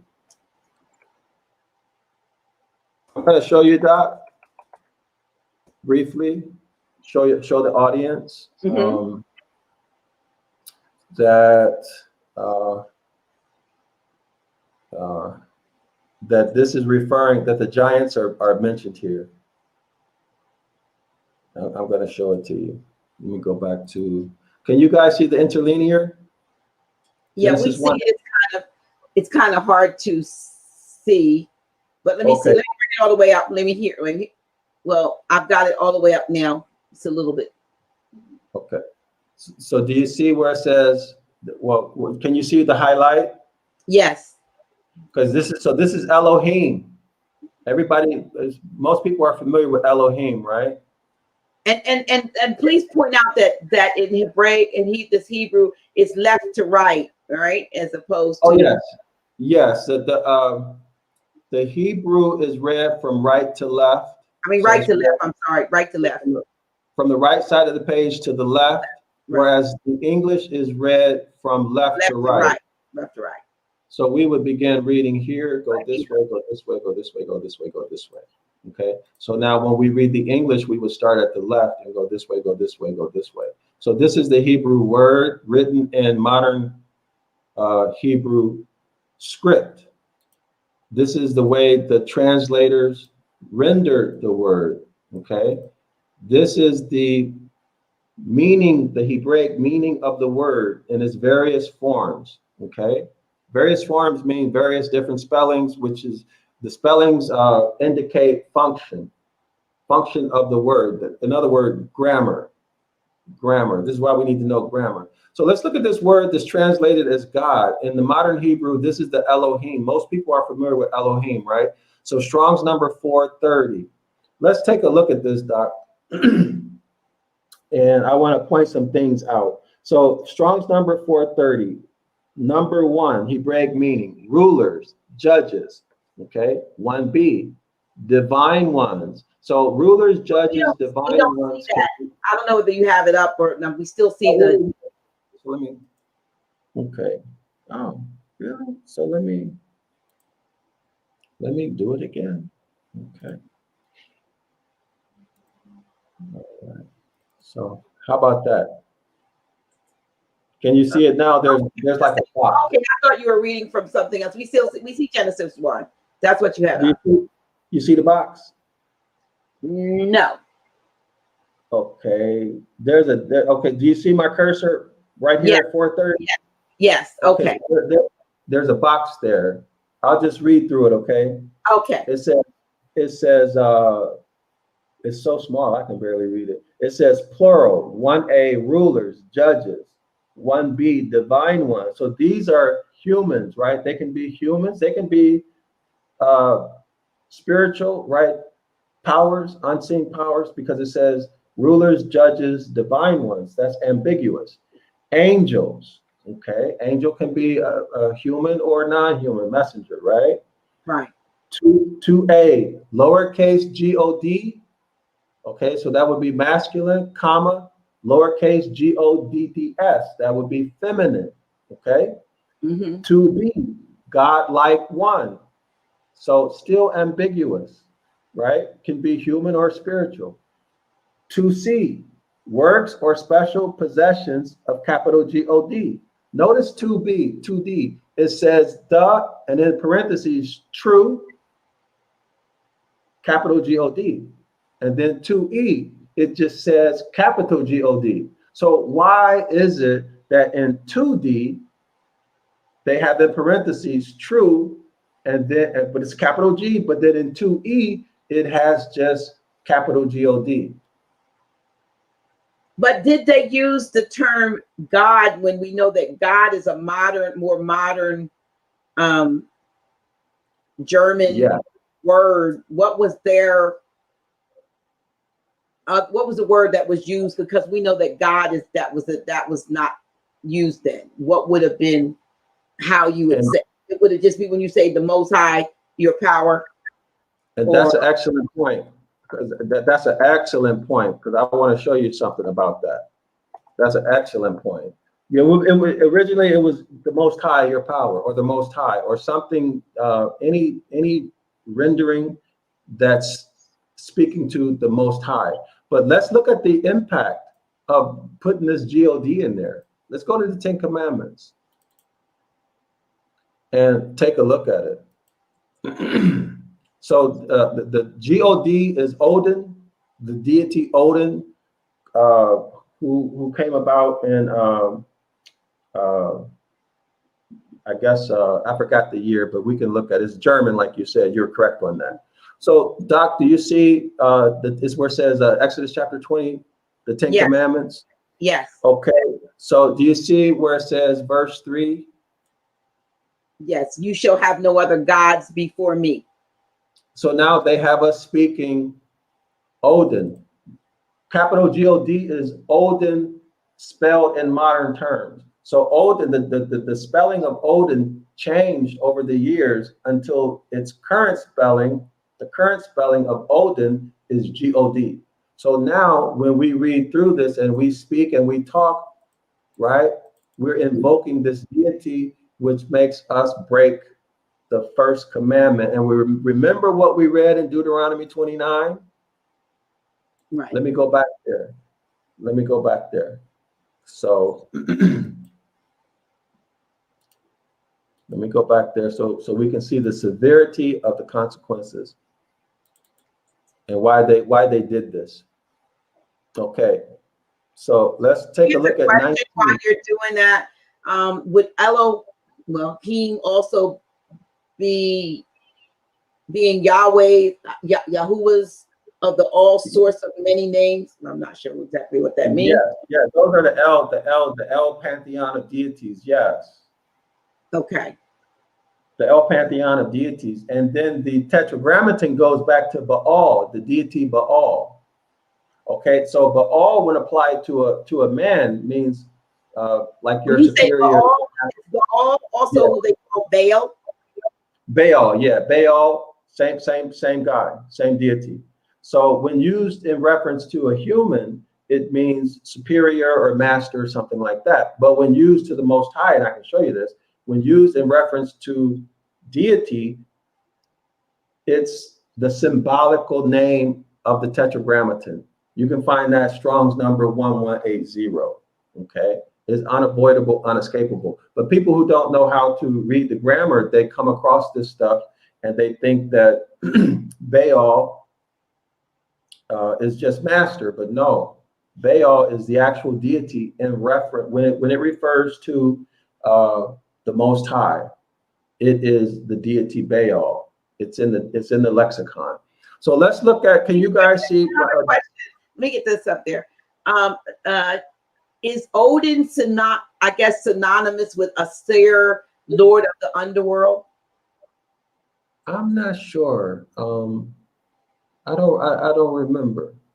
But we can find out. We can find out because it's on Google. Okay. Yeah, we can find out about Odin. I just haven't looked at Odin in a while. Do you want to bring this page up? Is that what it is? Okay. Say it again, Dr. G. I didn't hear you. I'm sorry. Screen up. You have a screen that you want to share? Yeah, Deuteronomy chapter 29. Can you guys see it? Yes. Okay, so we reviewed this earlier. Now, the context is invoking this deity Odin or Elohim or however they want to say it, right? So look at verse 19. When such a person, now remember, we're the children, we're in this contract, right? We're in the contract. So look at the punishment, verse 20. It says the Most High will never forgive them, remember? Right. When he talked about calling on those other deities. Verse 16, when you lived in Egypt, you saw this, that, and the other. Verse 17, you saw among them the testing images and idols of wood and stone, of silver, of gold. Remember how they also, our people made that calf, right? Worship the calf when they were holy calf. Mm-hmm. Right. It says any man or woman, clan or tribe who turns away from the Most High to go worship the deities of those nations, right? And it says in verse 20, the Most High will never forgive that person, and his wrath and his zeal and all the curses of the book will fall on them, right there. Okay, so this is why they use language to keep us in the curses. As long as we cannot read, as long as we don't understand grammar, as long as we don't understand etymology, they can play these word games with us, right? Remember, Grand Sheik always talks about denotative and connotative meaning. Yes. Yeah, this is what it has specific reference to. So we are breaking that first commandment. Right now, the Most High says in verse 30 that if we come back to him, right? Well, actually, let's go back there to refresh our memories on that. I just want to properly correlate so people will see how all of this stuff is really easy and makes sense once you get properly oriented. Mm-hmm. So remember Deuteronomy chapter 30, verse 1. It says, when all these blessings and curses, well, we're in the curses, have been set, I have set before you, come on you. We're in the curses, and you take them to heart. That means you learn, right? You learn Deuteronomy chapter 28, verse 1 through 68. You learn all the blessings and the curses. Okay, you take them to heart. Wherever you are, that the Most High disperse you among the nations. So we're everywhere in the world, right? Everywhere. Right. 2, and when you and your children return. So this is the return. This is the return. We're learning grammar. We're learning etymology. Like you said, the apocalypse, these things are coming to light now. It's coming to light now. and you return, but returning is a personal decision, right? You've got to come to class, you got to learn, you got to buy the books, you got to do everything that it takes for you to learn. And then it says, when you and your children return to the Most High and you obey Him. Other translation, well, this meaning right here means with sincerity, without hypocrisy. When it says with all your heart and all your soul, it's really with sincerity, complete sincerity, and without hypocrisy. Okay? According to everything that I command you today. That means you focus on the commandments that were given to Moses, specifically the 10 commandments. 3, then the Most High will restore your fortunes and have compassion on you and gather you back to everywhere that He scattered us from, right? So that's the significance of these divine names. When we call on the Elohims, the Tetragrammatons, and all its variations, it keeps us in the curses, right? So to return to the Most High means we have to learn grammar. We got to learn etymology, and we got to retake possession of this document so that we can start to do the things we were instructed to do, which is really easy. The 10 commandments are like really easy. Don't steal, right? Don't trespass on another man's property, for example. Don't have sex with another man's wife, right? Her uterus is her husband's property where he plants his seed, right? And that's where the child grows in the soil of the woman's uterus, and then it enters into the world, right? And so that's property. The woman is part of the man's ecclesiastical estate, right? In other words, the woman is a gift from the Most High, and all gifts are non-taxable, right? They're irrevocable. You can't take it away, but you can trick somebody. You can get somebody to give it up, right? Mm-hmm. You can get them to volunteer to give it up. Okay. But anyway, so that's pretty much that. So the whole thing with the Tetragrammaton, let me try to pull up Strong's number 1180. So let's deal with the Baal thing. Okay. So Baali. Can you see my Strong's number? Yes. Okay. It says word origin from Baal with person with pronoun suffix. What does it say here? My Baal, a symbolic name for Yah. So what is Yah? Yah is a contraction of Yahweh, right? A contraction means is a short spelling.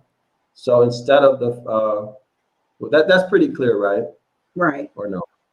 Yeah. So this is Baal. So all we got to do is look up Baal. Now in the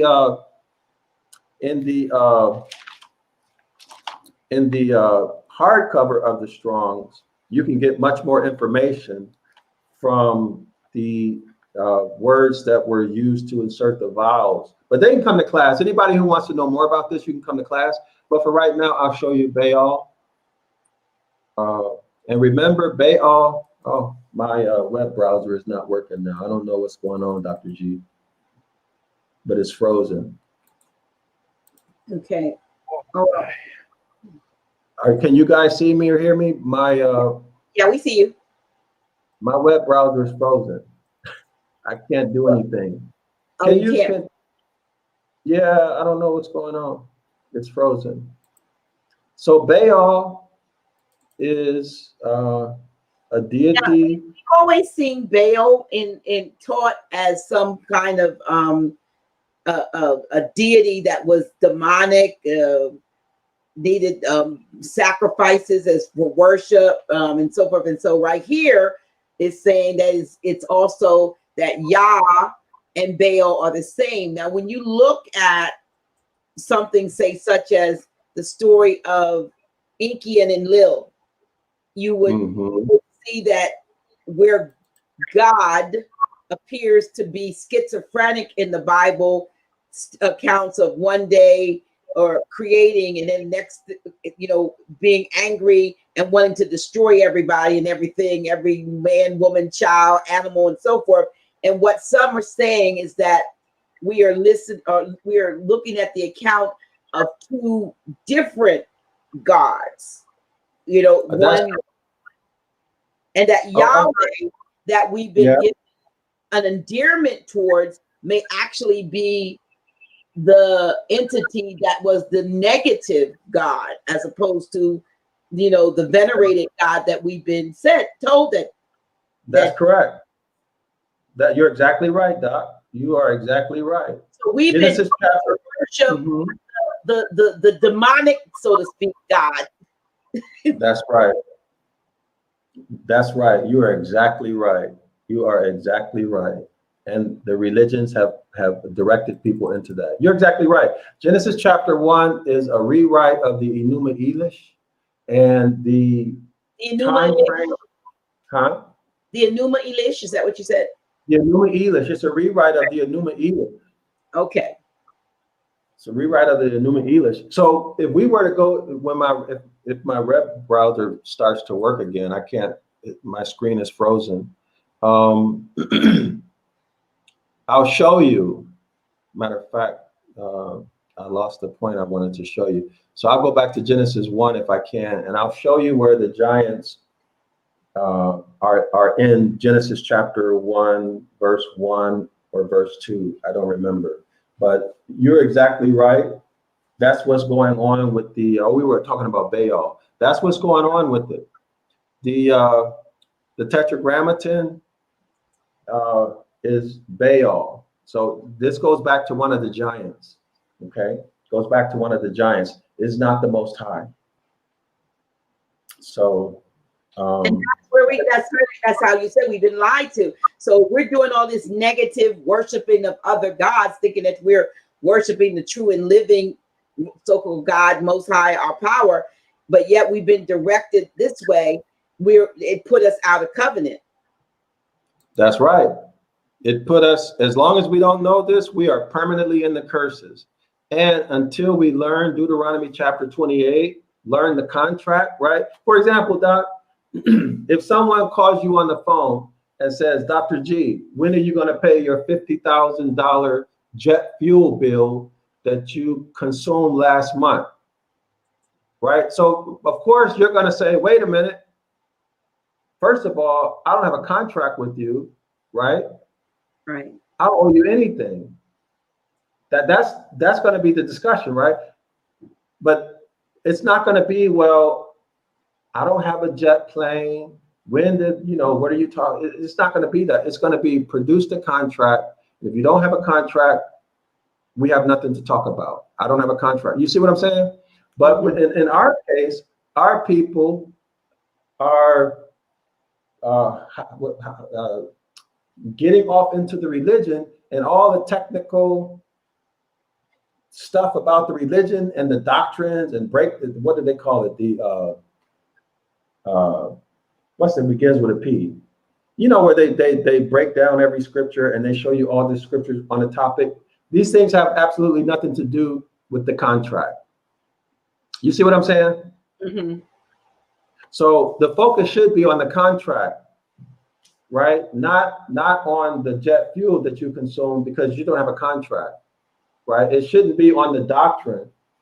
It should be on the contract. But what the religious people have done, they've redirected us into doctrine and moral issues, right? Mm-hmm. And have us hoping for something in the by and by when you go to heaven or in the kingdom, when in fact, according to the contract, our blessings are to come now if we return to the Most High. Now, not in the future where you got to die and go to heaven or you got to wait for the kingdom to come. No, the contract says return to the Most High, and now he's going to kneel before you, give you all the gold, all the land, all the beautiful homes, all the jewelry, fine clothing, make you captains of industry, make you banking titans. Do it now. This is according to the contract that we just saw. So in Deuteronomy chapter 28, the book that I wrote, I don't know why my screen is frozen, Dr. G, but I can't do anything. We've had technical difficulties tonight, unfortunately. I was frozen for a half hour, so I wouldn't put it past anything to happen. But this is a really good discussion from a standpoint. We're actually coming up on, we have about 6 minutes before we close. And I wanted to ask you with regard to contractual obligations, even in the natural now.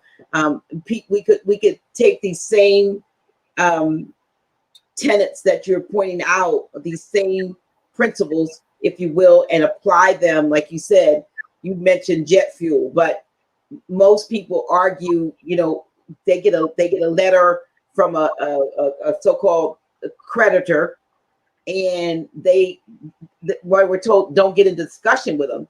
So, but people start arguing well, I didn't do this and I didn't do that, instead of getting right to well, where is the contract? And like, for instance, even in acquiring what we call so-called buying a home, we know that, or probably in the first several weeks of after you've closed the deal, which you really find out later that they're taking it out of your own account and then charging you 4 times as much.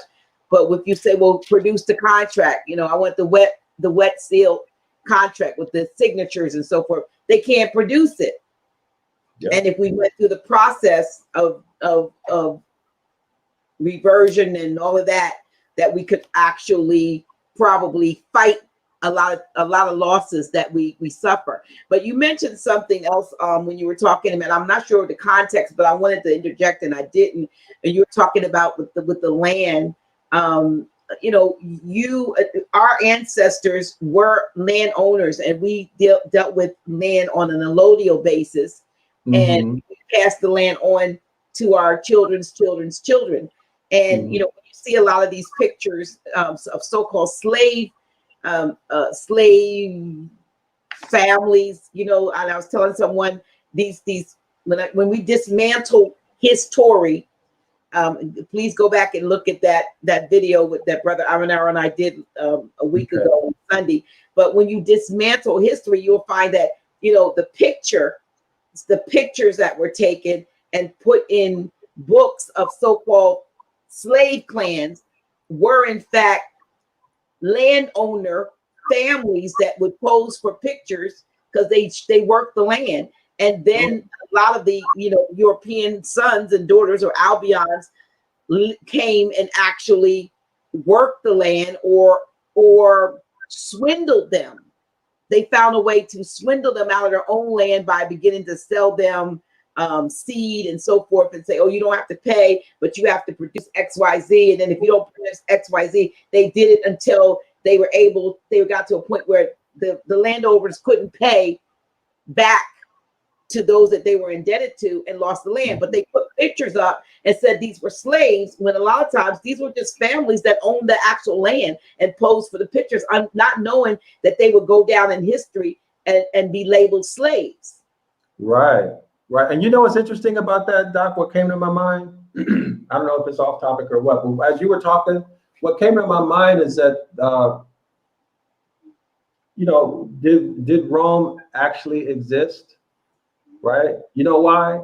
Because of that if Rome did not exist, then that means we push that whole that 2,000 years or whatever, that is removed, and that puts us right back into the biblical time frame where all of this stuff is happening with the contract. Well, that's interesting that you would say that, because why would they have the phrase Rome wasn't built in a day? Yeah. It just occurred to me, why would that even be such an important phrase? Because they have a tendency to tell you the truth in something that seemingly is innocently, innocent, or lies, fiction. It's just but why would they have that statement, Rome wasn't built in a day? That's right. And from what I understand, there's a lot of people who are saying that when you look at the evidence, Rome never existed. So if that's the case, we're coming out of captivity, right? Let's say during Babylonian times or whatever. So that means we would be right at the point of the next upcoming captivity. You see what I'm saying? Mm-hmm. So that will put the contract front and center. Because when you think about it, okay, so here's a contract. 2,000 years go by and nothing happens, right? That doesn't make sense. It kind of, actually, you know what? psychologically, it makes you say, well, maybe these scriptures are not true. Because 2,000 years, right? It's taken 2,000 years for something to happen. Well, there's no point in making the promises. There's no point in the contract. You kind of see what I'm saying? Mm-hmm. So when these scholars talk about Rome, when you look at the ancient structures and all of the other evidence, they say there's a lot of evidence to show that this is just a fictitious, made up thing to give the hybrid a history, right? And again, I say history is the hybrid's interjection into our Moorish reality. We have always existed. And so, history or his Tory, and Tory itself means robber, brigand, British loyalist. So I will never call myself having a history. I've done it in the past, but now that, Most High gave me the enlightenment to look up those two words, his and Tory, and then find out that Tory is actually, like I said, a robber, brigand, British loyalist. So it makes sense that he stole or projected himself and put himself into the timeline. That's right. Set the timeline and called it his story, and didn't lie because it was his theft. You know what I would like to show you? I would like to show you in Genesis 1 where it shows the creation of the hybrid. Go ahead. We have time. I can't. My screen's not moving. Okay. I'm still locked out. I can't do anything. This has never happened. Never ever happened. Well, I never had. Well, one time I did have an issue where I got locked out, but I never had my camera like totally go out. So right now I'm on this horrible camera that's actually on the computer. But if it wasn't for that, because my Logitech went out, and I'm glad I have this mic, but I am going to have a new microphone. I have to just give a shout out. Our folks are so good. This right here, there's a brother, C. Wayne from Jamaica, that actually sent me a brand new microphone, podcaster microphone. I just got to figure out how to connect the arm and all that stuff here. But I want to give a shout out to the brother all the way from Jamaica who sent to me a brand new podcaster microphone. So I know he doesn't see me on it. And he probably said, if Dr. G had it, maybe she wouldn't have any problem. But I'm gonna have it up. I'm gonna have it up by Friday when Grand Sheik is here. But I just love the kinfolk that tune into House of Reawakening Minds and our various live streams. I mean, they support. I just love this kinfolk, that this connection that we have, the tribe, if you will, and just having you on today to talk about how the what we've been given in the Bible was actually given to us in reverse. Can we say that? Sort of in some cases in reverse, and in many cases just flat out given to us in a way that excluded us from our own inheritance and our own, as you say, blessings or having the Most High kneel before us as the king giving gifts to, or father rather giving gifts to a child. And so we have been struggling for naught, just because of our, I guess, our naivety, would you call it, in a sense, our brainwashing that has allowed us to that has allowed a religion to overtake common sense. Knowledge. Yeah. Can I read something? Innately, what we have inside of us. That's right. Can I read something to you, Dr. G? Can you see this? I don't know if my camera is working or not. Yeah, it is. It is strong. You can see the book? Yeah, that's right. Strong. Yeah. So I'm going to read from Strong's, Strong's number 3068. Okay. It's kind of flip, but yeah. Okay, wait a minute. I'm going to read from Strong's 3068. Okay. This is the Tetragrammaton. Okay. I just want to make this point. And if I had control of my screen, I would be able to show you from the grammar. I would be able to show you from the grammar that this tetragrammaton, what it actually really means, and then put it in the context of where it shows up, which is more powerful actually than what I'm going to read you now. But just let me share this. Strong's number 3. This the tetra. See, now they're breaking up. They don't want you to read this. Jehovah, Jewish national name of capital God. So the question I have to the audience is, are you Jewish? The answer, if you're richly melanated, the answer should be, you're not Jewish, right? We're not Jewish. We know who the Jewish people are. So this is the tetragrammaton is the Jewish national name of God. Okay. Paragraph 1. The tetragrammaton Yahweh appears without its own vowels. That's significant. Without its own vowels, and it extracts pronunciation, and its exact pronunciation is debated. 2. The Hebrew text does insert vowels for Adonai, which is recorded in Strong's 136. Okay, so let's go there. Strong's 136. I just want to show you guys something. I want to show you beyond a doubt what this is. So I go to, in other words, this is saying that the vowels that are used in Jehovah come from this word Adonai. So here's the meaning of Adonai, and here's why they use the vowels. Okay, it says here, from Strong's 113, the Lord, used as a proper name of God only. That's significant. In the form Adonai, the words Lord par excellence or Lord over all, even as it sometimes does in the form of Adon. So now let's go to 113. Let's go to 113. Was that 136? That was 136, yes, Doc.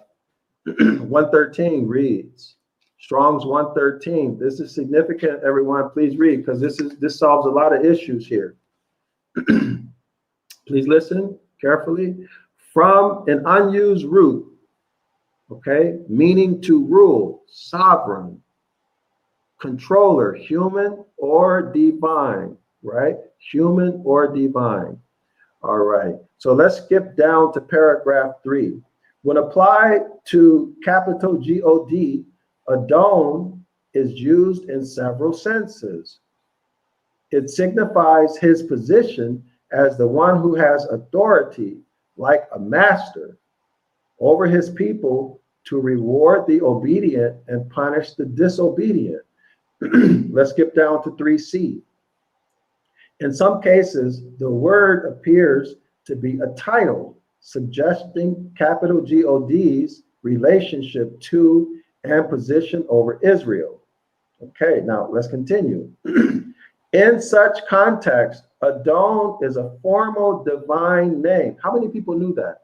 Adon is a formal divine name. Now, Adon here is lowercase a, not capital case A, lowercase a. So that has meaning, right? Adon is a formal divine name and should probably be transliterated if the proper emphasis is to be retained. Synonym, YHWH, Jehovah, Strong's number 3068. So when this word is used in reference to a deity, it has to do with, their God, right? Mm-hmm. It's synonymous with the tetragrammaton. So everybody, please, who's listening, write down Strong's number 1180. Strong's number 1180. And this is where the expose comes out. Excuse me, Strong's number 1180. It reads, Baal, my master, right? And in one instance, it can refer to a man, but whenever it refers to a deity, Okay, it's the equivalent, or it is synonymous or the same thing as Jehovah, Yahweh, etc., the Tetragrammaton. A symbolic name for Jehovah, Baali. That's Strong's 1180. Okay, Strong's 1180. I don't, can you guys see that? Well, it's not clear, but yeah. So there it is. So Baal and Jehovah or Yah, right? Yes, Or the Yod He Vav He is actually Baal. it's And so actually Baal. Baal, they sometimes they put Baal in the Bible, but like they put Baal in the same context of say Moloch, you know, or Right. one of the other. So we've been told, you know, a lot of us are going, you know, oh, you know, Yah will be there, and you know, we the sons of Yah and the daughters of Yah, and we find out that we are going against the true Most High, our power. Which is why we got sent into captivity. Remember Deuteronomy 28, verse let me read this. Verse 60. I wish I could share the screen, but my screen is frozen. Verse 60, where is it? Oh, verse 68. And the Most High will bring you back in ships to Egypt. Now, when you look up Egypt, that's a house of bondage in scripture, right? Mm-hmm. A journey that I promised that you should never make again. And there you shall offer yourself. Now, you know, of course, that's not how it's written in the Hebrew, right? You will offer yourselves as slaves, but no one will buy you. And what it says is that you will be sold, right, into captivity, and no man can redeem you. So why redeem?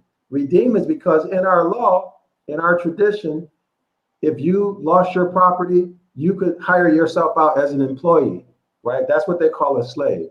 You hire yourself out as an employee, right?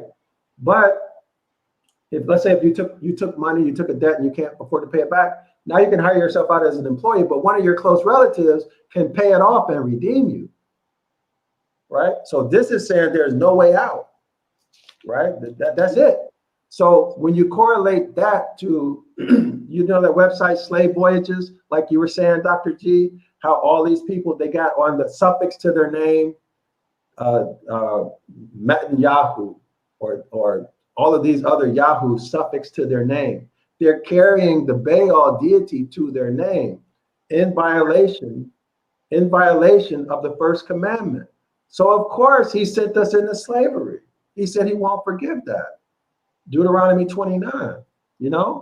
But are those that carry that, they're not us anyway? So that might be the deity to whom they have allegiance anyway. Well, many of them, that's true. Many of them are, but many of them are our people. That's why we got sent into captivity, because we kept on calling on those deities. Like even right now, a lot of Yasharala, they don't want to give up their deities. I don't care what religion they're in. You know, they don't want to give it up. So, I mean, no matter what I know from experience, no matter what but I wish I could show you this, Doc. You know, my screen, it's in Deuteronomy 29. And let me see, Deuteronomy 29. Oh, okay, I'm going to read it out of here. Deuteronomy 29, verse 29. The secret things belong to the Most High, your power. Okay, what that means, if you look in the Hebrew, and remember this is a contract. The word secret, that's mystical religion, right? The words here that are used are in Hebrew is hidden and concealed. Okay, so these things that are concealed from us that we don't have privy to, right? These belong to the Most High. But notice what it says next. But the things that are revealed belong to us. So revealed is also kind of mystical. It's not legal terminology, right? Not lawful terminology. When you look into the Hebrew, you're going to see disclosed. Disclosed is lawful legal terminology, right? So the things that the Most High discloses to us and to our children forever, notice why?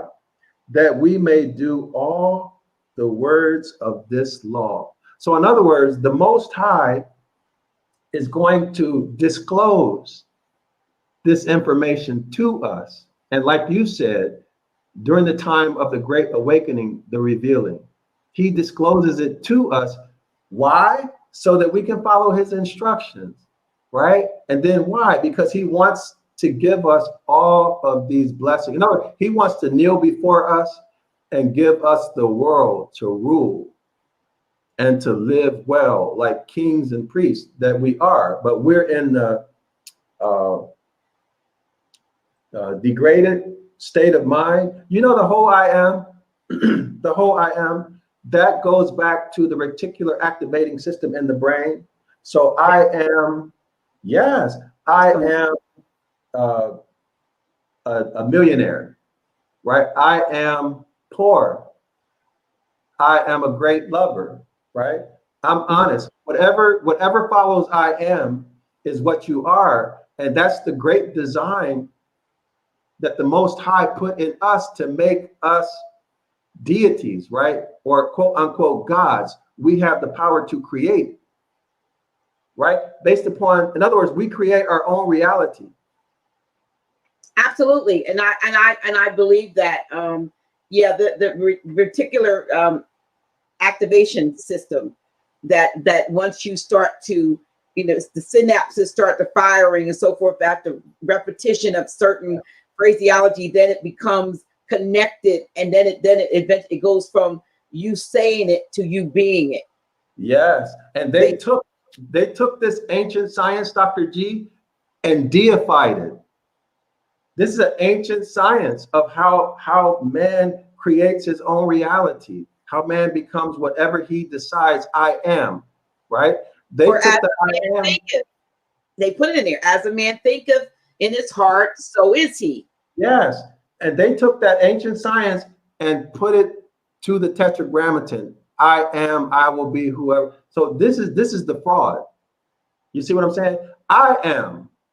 You see what I mean? I am. The Most High gave me the power, capacity through my reticular activating system to create the future that I want, right? If I want to take the blessings, then I start thinking I am, right? And I follow those instructions. I make goals, everything that I want in my life. But if I'm pre-programmed to be in the curses, right?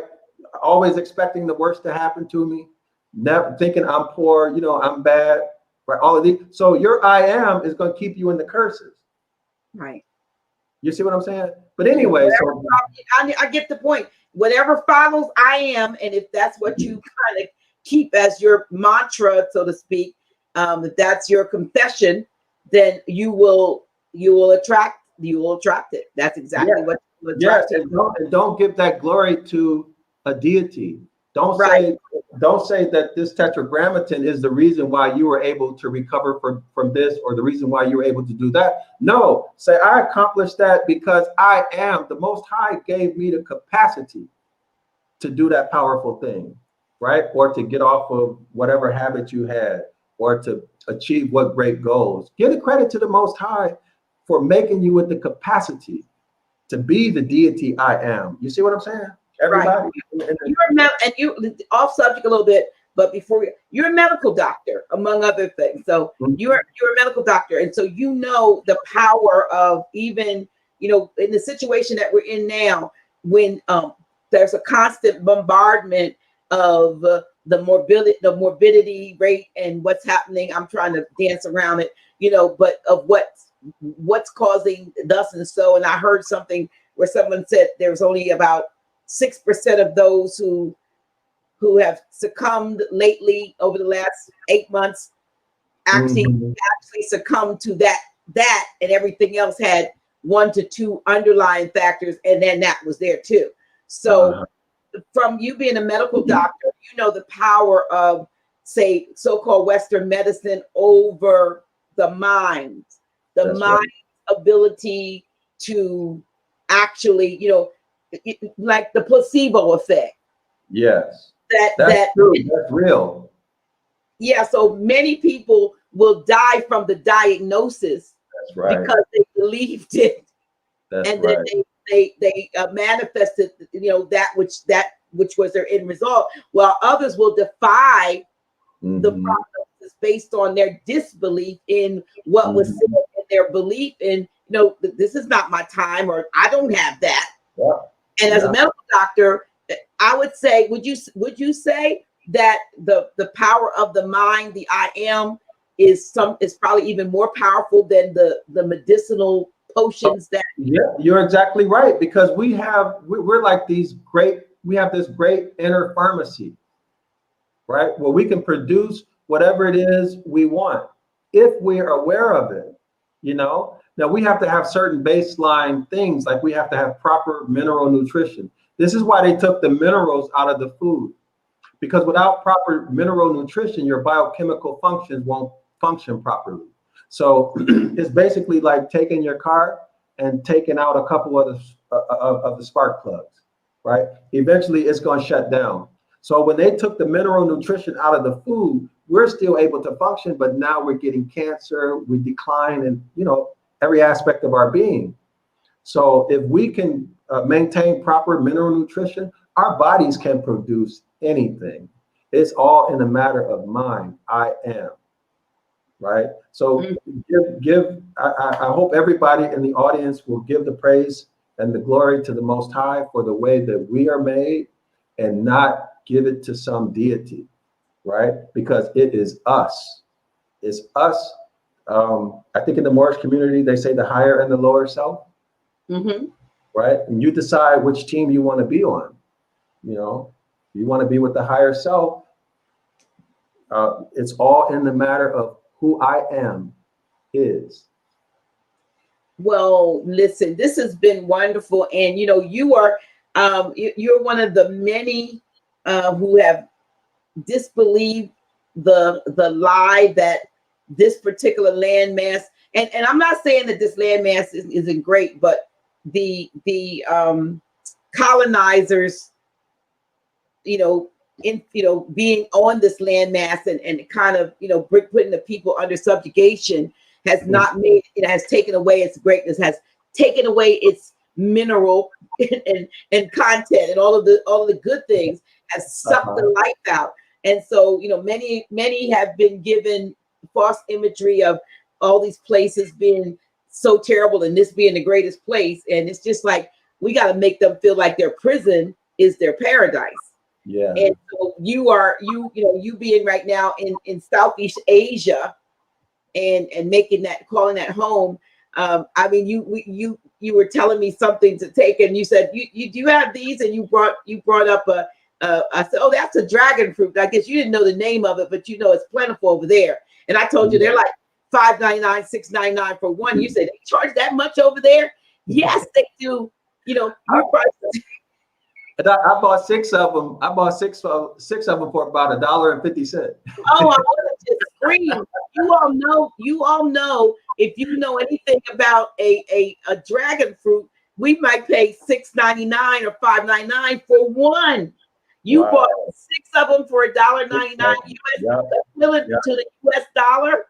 Yep. And the fruit and vegetable over here is amazing. I mean, they have fruit and vegetable in the US, you can't eat good.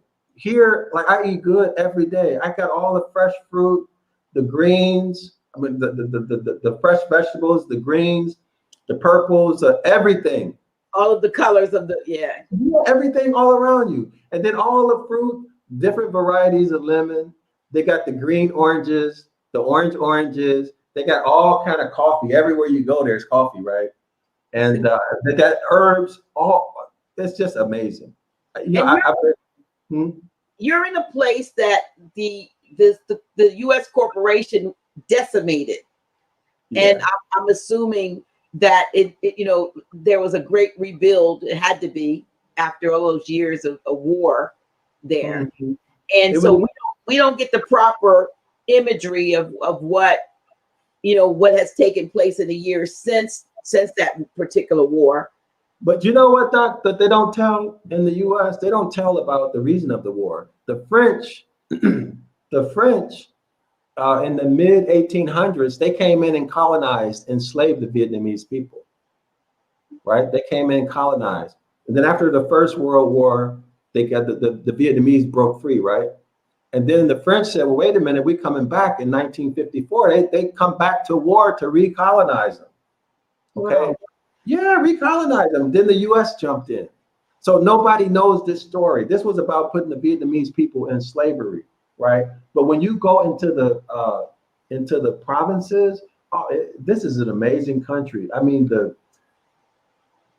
if you were to see I went to a farm a couple times and I saw the people, and it took me back, and I thought about, wow, my ancestors in America, once we had our own land. I saw myself, right, on my own land as my ancestors were in the Americas, and we were far. I literally saw myself, and I realized just how much we lost, by seeing the people. It's like a beautiful thing. They have where I went, a beautiful farmland and hills, and they have two lakes. They have two lakes, and they go fishing. Right? They put the rod in. 3 minutes later, they got huge fish.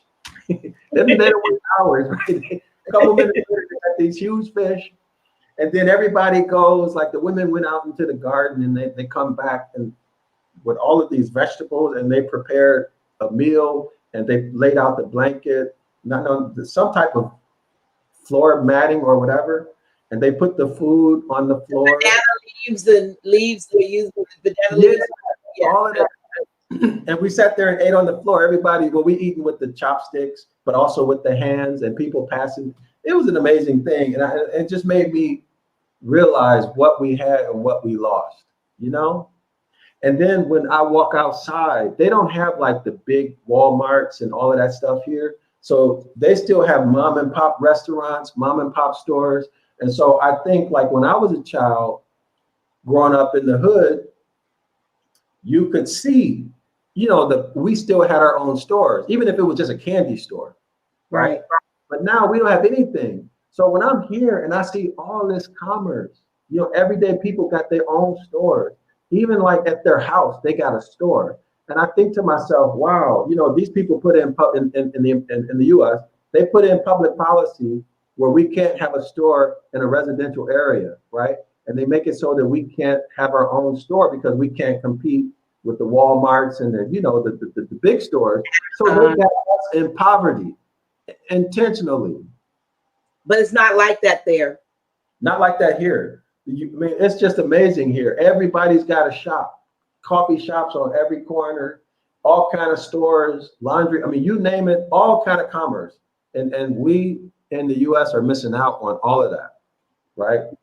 And we've got to get it back. We've got to get back our inheritance and so forth. And we've got to, like I said, I hope those that are listening will actually, sign up for the classes that you have been talking about. And I want to make sure, enroll in online classes at the zionlawschool.org. And, learn this. I think you use Zoom, right? These are Zoom classes. Yeah. You have students all over the globe that are part of the classes, and you will really benefit from the classes. I sat in on one class. My problem is twofold. That normally when I wake up one Saturday morning, it's past the time that the school class started, or I have things that I'm doing that won't let me right at this time commit myself to a regular every week class on Saturday. So, but I thoroughly enjoyed the class and the instruction, and I know that those that are viewing who want to know more, want to learn more, will benefit highly. Now, tell me, what is the youngest age for enrolling in your classes? Because I remember the one sister seemed to be the youngest. It was a very brilliant college student. She in this current class, she's 22 or 23, but I've had a student as young as I think 14, 16, and 18. Okay, so I wanted to say that because if anybody maybe has a child that they would like to take the class, I wanted to know if there was any, as long as they can, I guess, comprehend and. Oh, most definitely. And even if people have children, if enough children want to take the class, I can teach the class and teach it at the level for children. If there's enough people who want me to teach their child, I do that. Teach them to pick the graphs and everything else. And children normally have a better grasp of concepts because their brain hasn't got as, they haven't become as rigid and formed, if you will. But of course now, they've been saying, it only takes 7 years. The first 7 years are the most formative years in a child's learning process. But if they're young and they want, so if you're hearing what Dr. Yasapa is saying, if you have children and you want your children to learn, anyone who does, and you make that inquiry, I'm thinking you will get back to them when you get enough children to, make a class that you would actually do that. And that's great, because now so many children are at home homeschooling anyway. So this would give them something different that they could learn. Also, for those that might be listening, that there are opportunities even in Vietnam for those of you who do want to get off of Turtle Island, and maybe you can teach ESL, English as a second language. Are there opportunities for melanated people besides yourself, like yourself? Oh, yeah, there's a lot of people here teaching English. Okay. A lot of expats from many different countries, also African countries too, here teaching English. So anyone who wants to come here, but it has to be, can you guys see me? My screen went black. You're still here. We see you. It has to be after COVID, because right now the country is closed. But here, COVID was, they managed COVID so excellently. Only a few cases, and life really didn't change. But they got to play the game, right? Yeah, we're back to normal here. Everything is. Are you masked? Are you wearing masks there though? You don't have to wear a mask outside, but some stores will ask you to put a mask on when you go inside. But now you can go. There was a case recently in a place, I forgot the name of the province, but they isolated it. But the rest of the country is, you can still travel. You just can't go to that place. Okay. And you just can't, they don't want anybody to bring anything in there, more stuff like that. Yeah. And see, it was only like 2 cases that came up, but they closed down that whole province, which is also good, because life is great here in Saigon. In Saigon, life is great. I went someplace last week or the week before, about 5 hours away. It was, this is just a gorgeous country. I would love to buy land here, be here and write the book. Oh, by the way, if you guys want to support me, you can purchase any of my books. My latest book is I Can Read Deuteronomy chapter 28, verse 1 through 14, volume 2. And then I have I Can Read Deuteronomy chapter 28.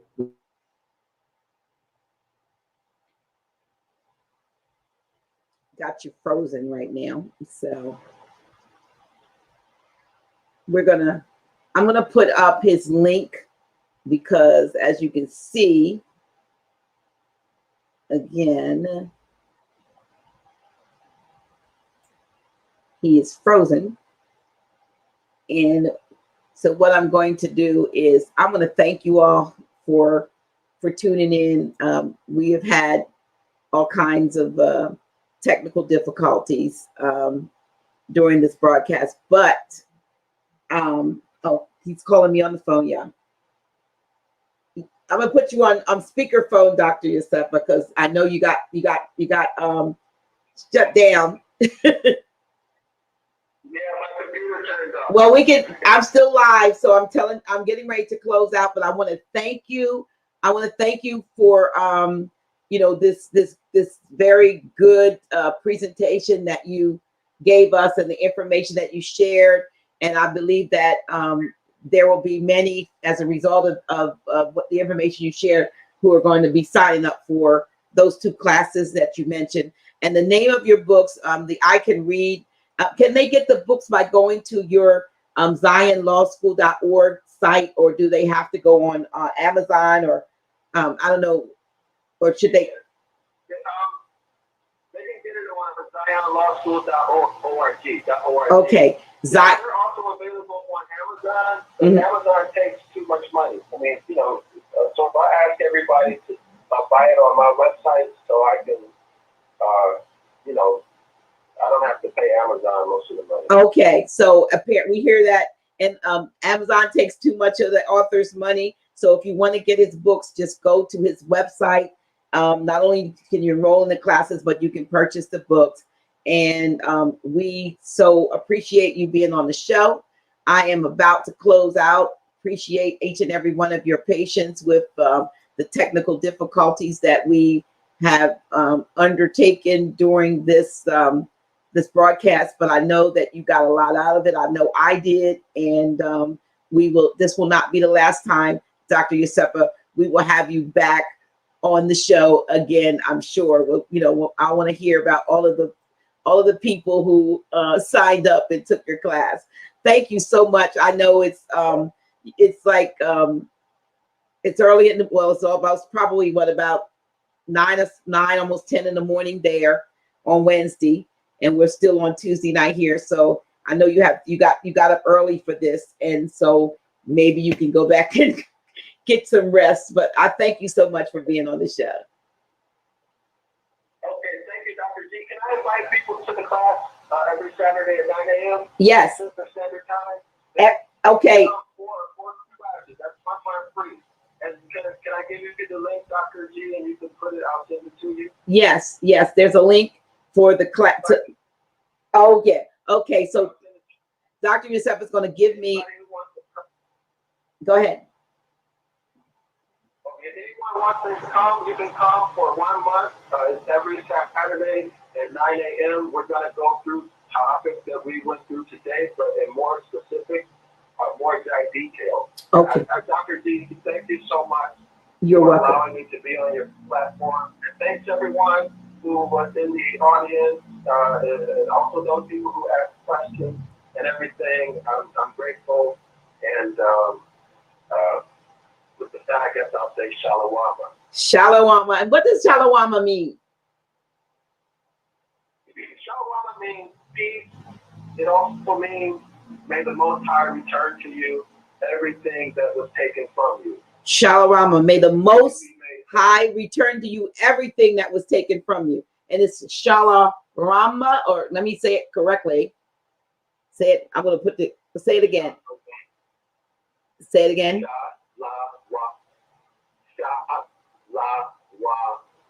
Shalawama. Shalawama. May the Most High return to you everything that was taken from you. May all debts be repaid. May you be made complete. Wow. So that's we need to start saying that to each other. Shalawama. Shalawama to you, Dr. Yosepa. Thank you so much. Thank you to Shalawama. Shalawama. All right, y'all. Thank you. Thank you for tuning in. Let's rock out with Dr. G. Love you much.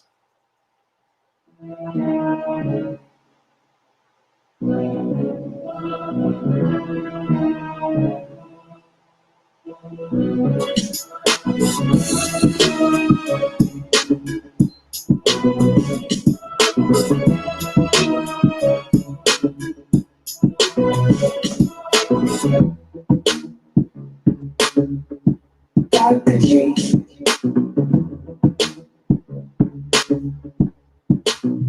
Really? Oh shit.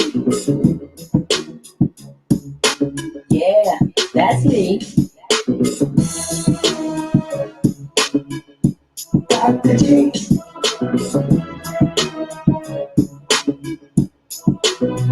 Really? Oh shit. Yeah, that's me. Dr. G.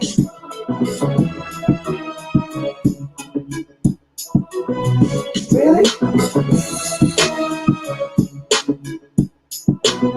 Oh shit.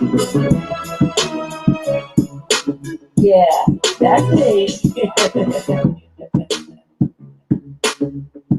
Dr. G.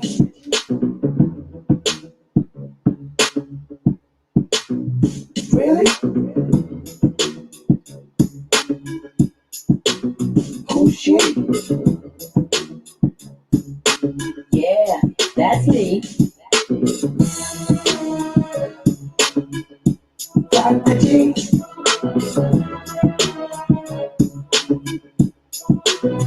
Really? Who's she? Yeah, that's me.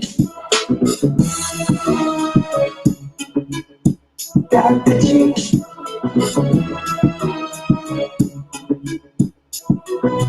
Really?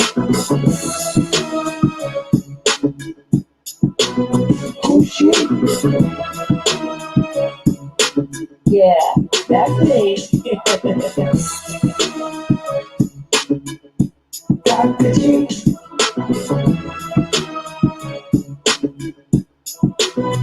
Really? Who's she? Yeah, that's me.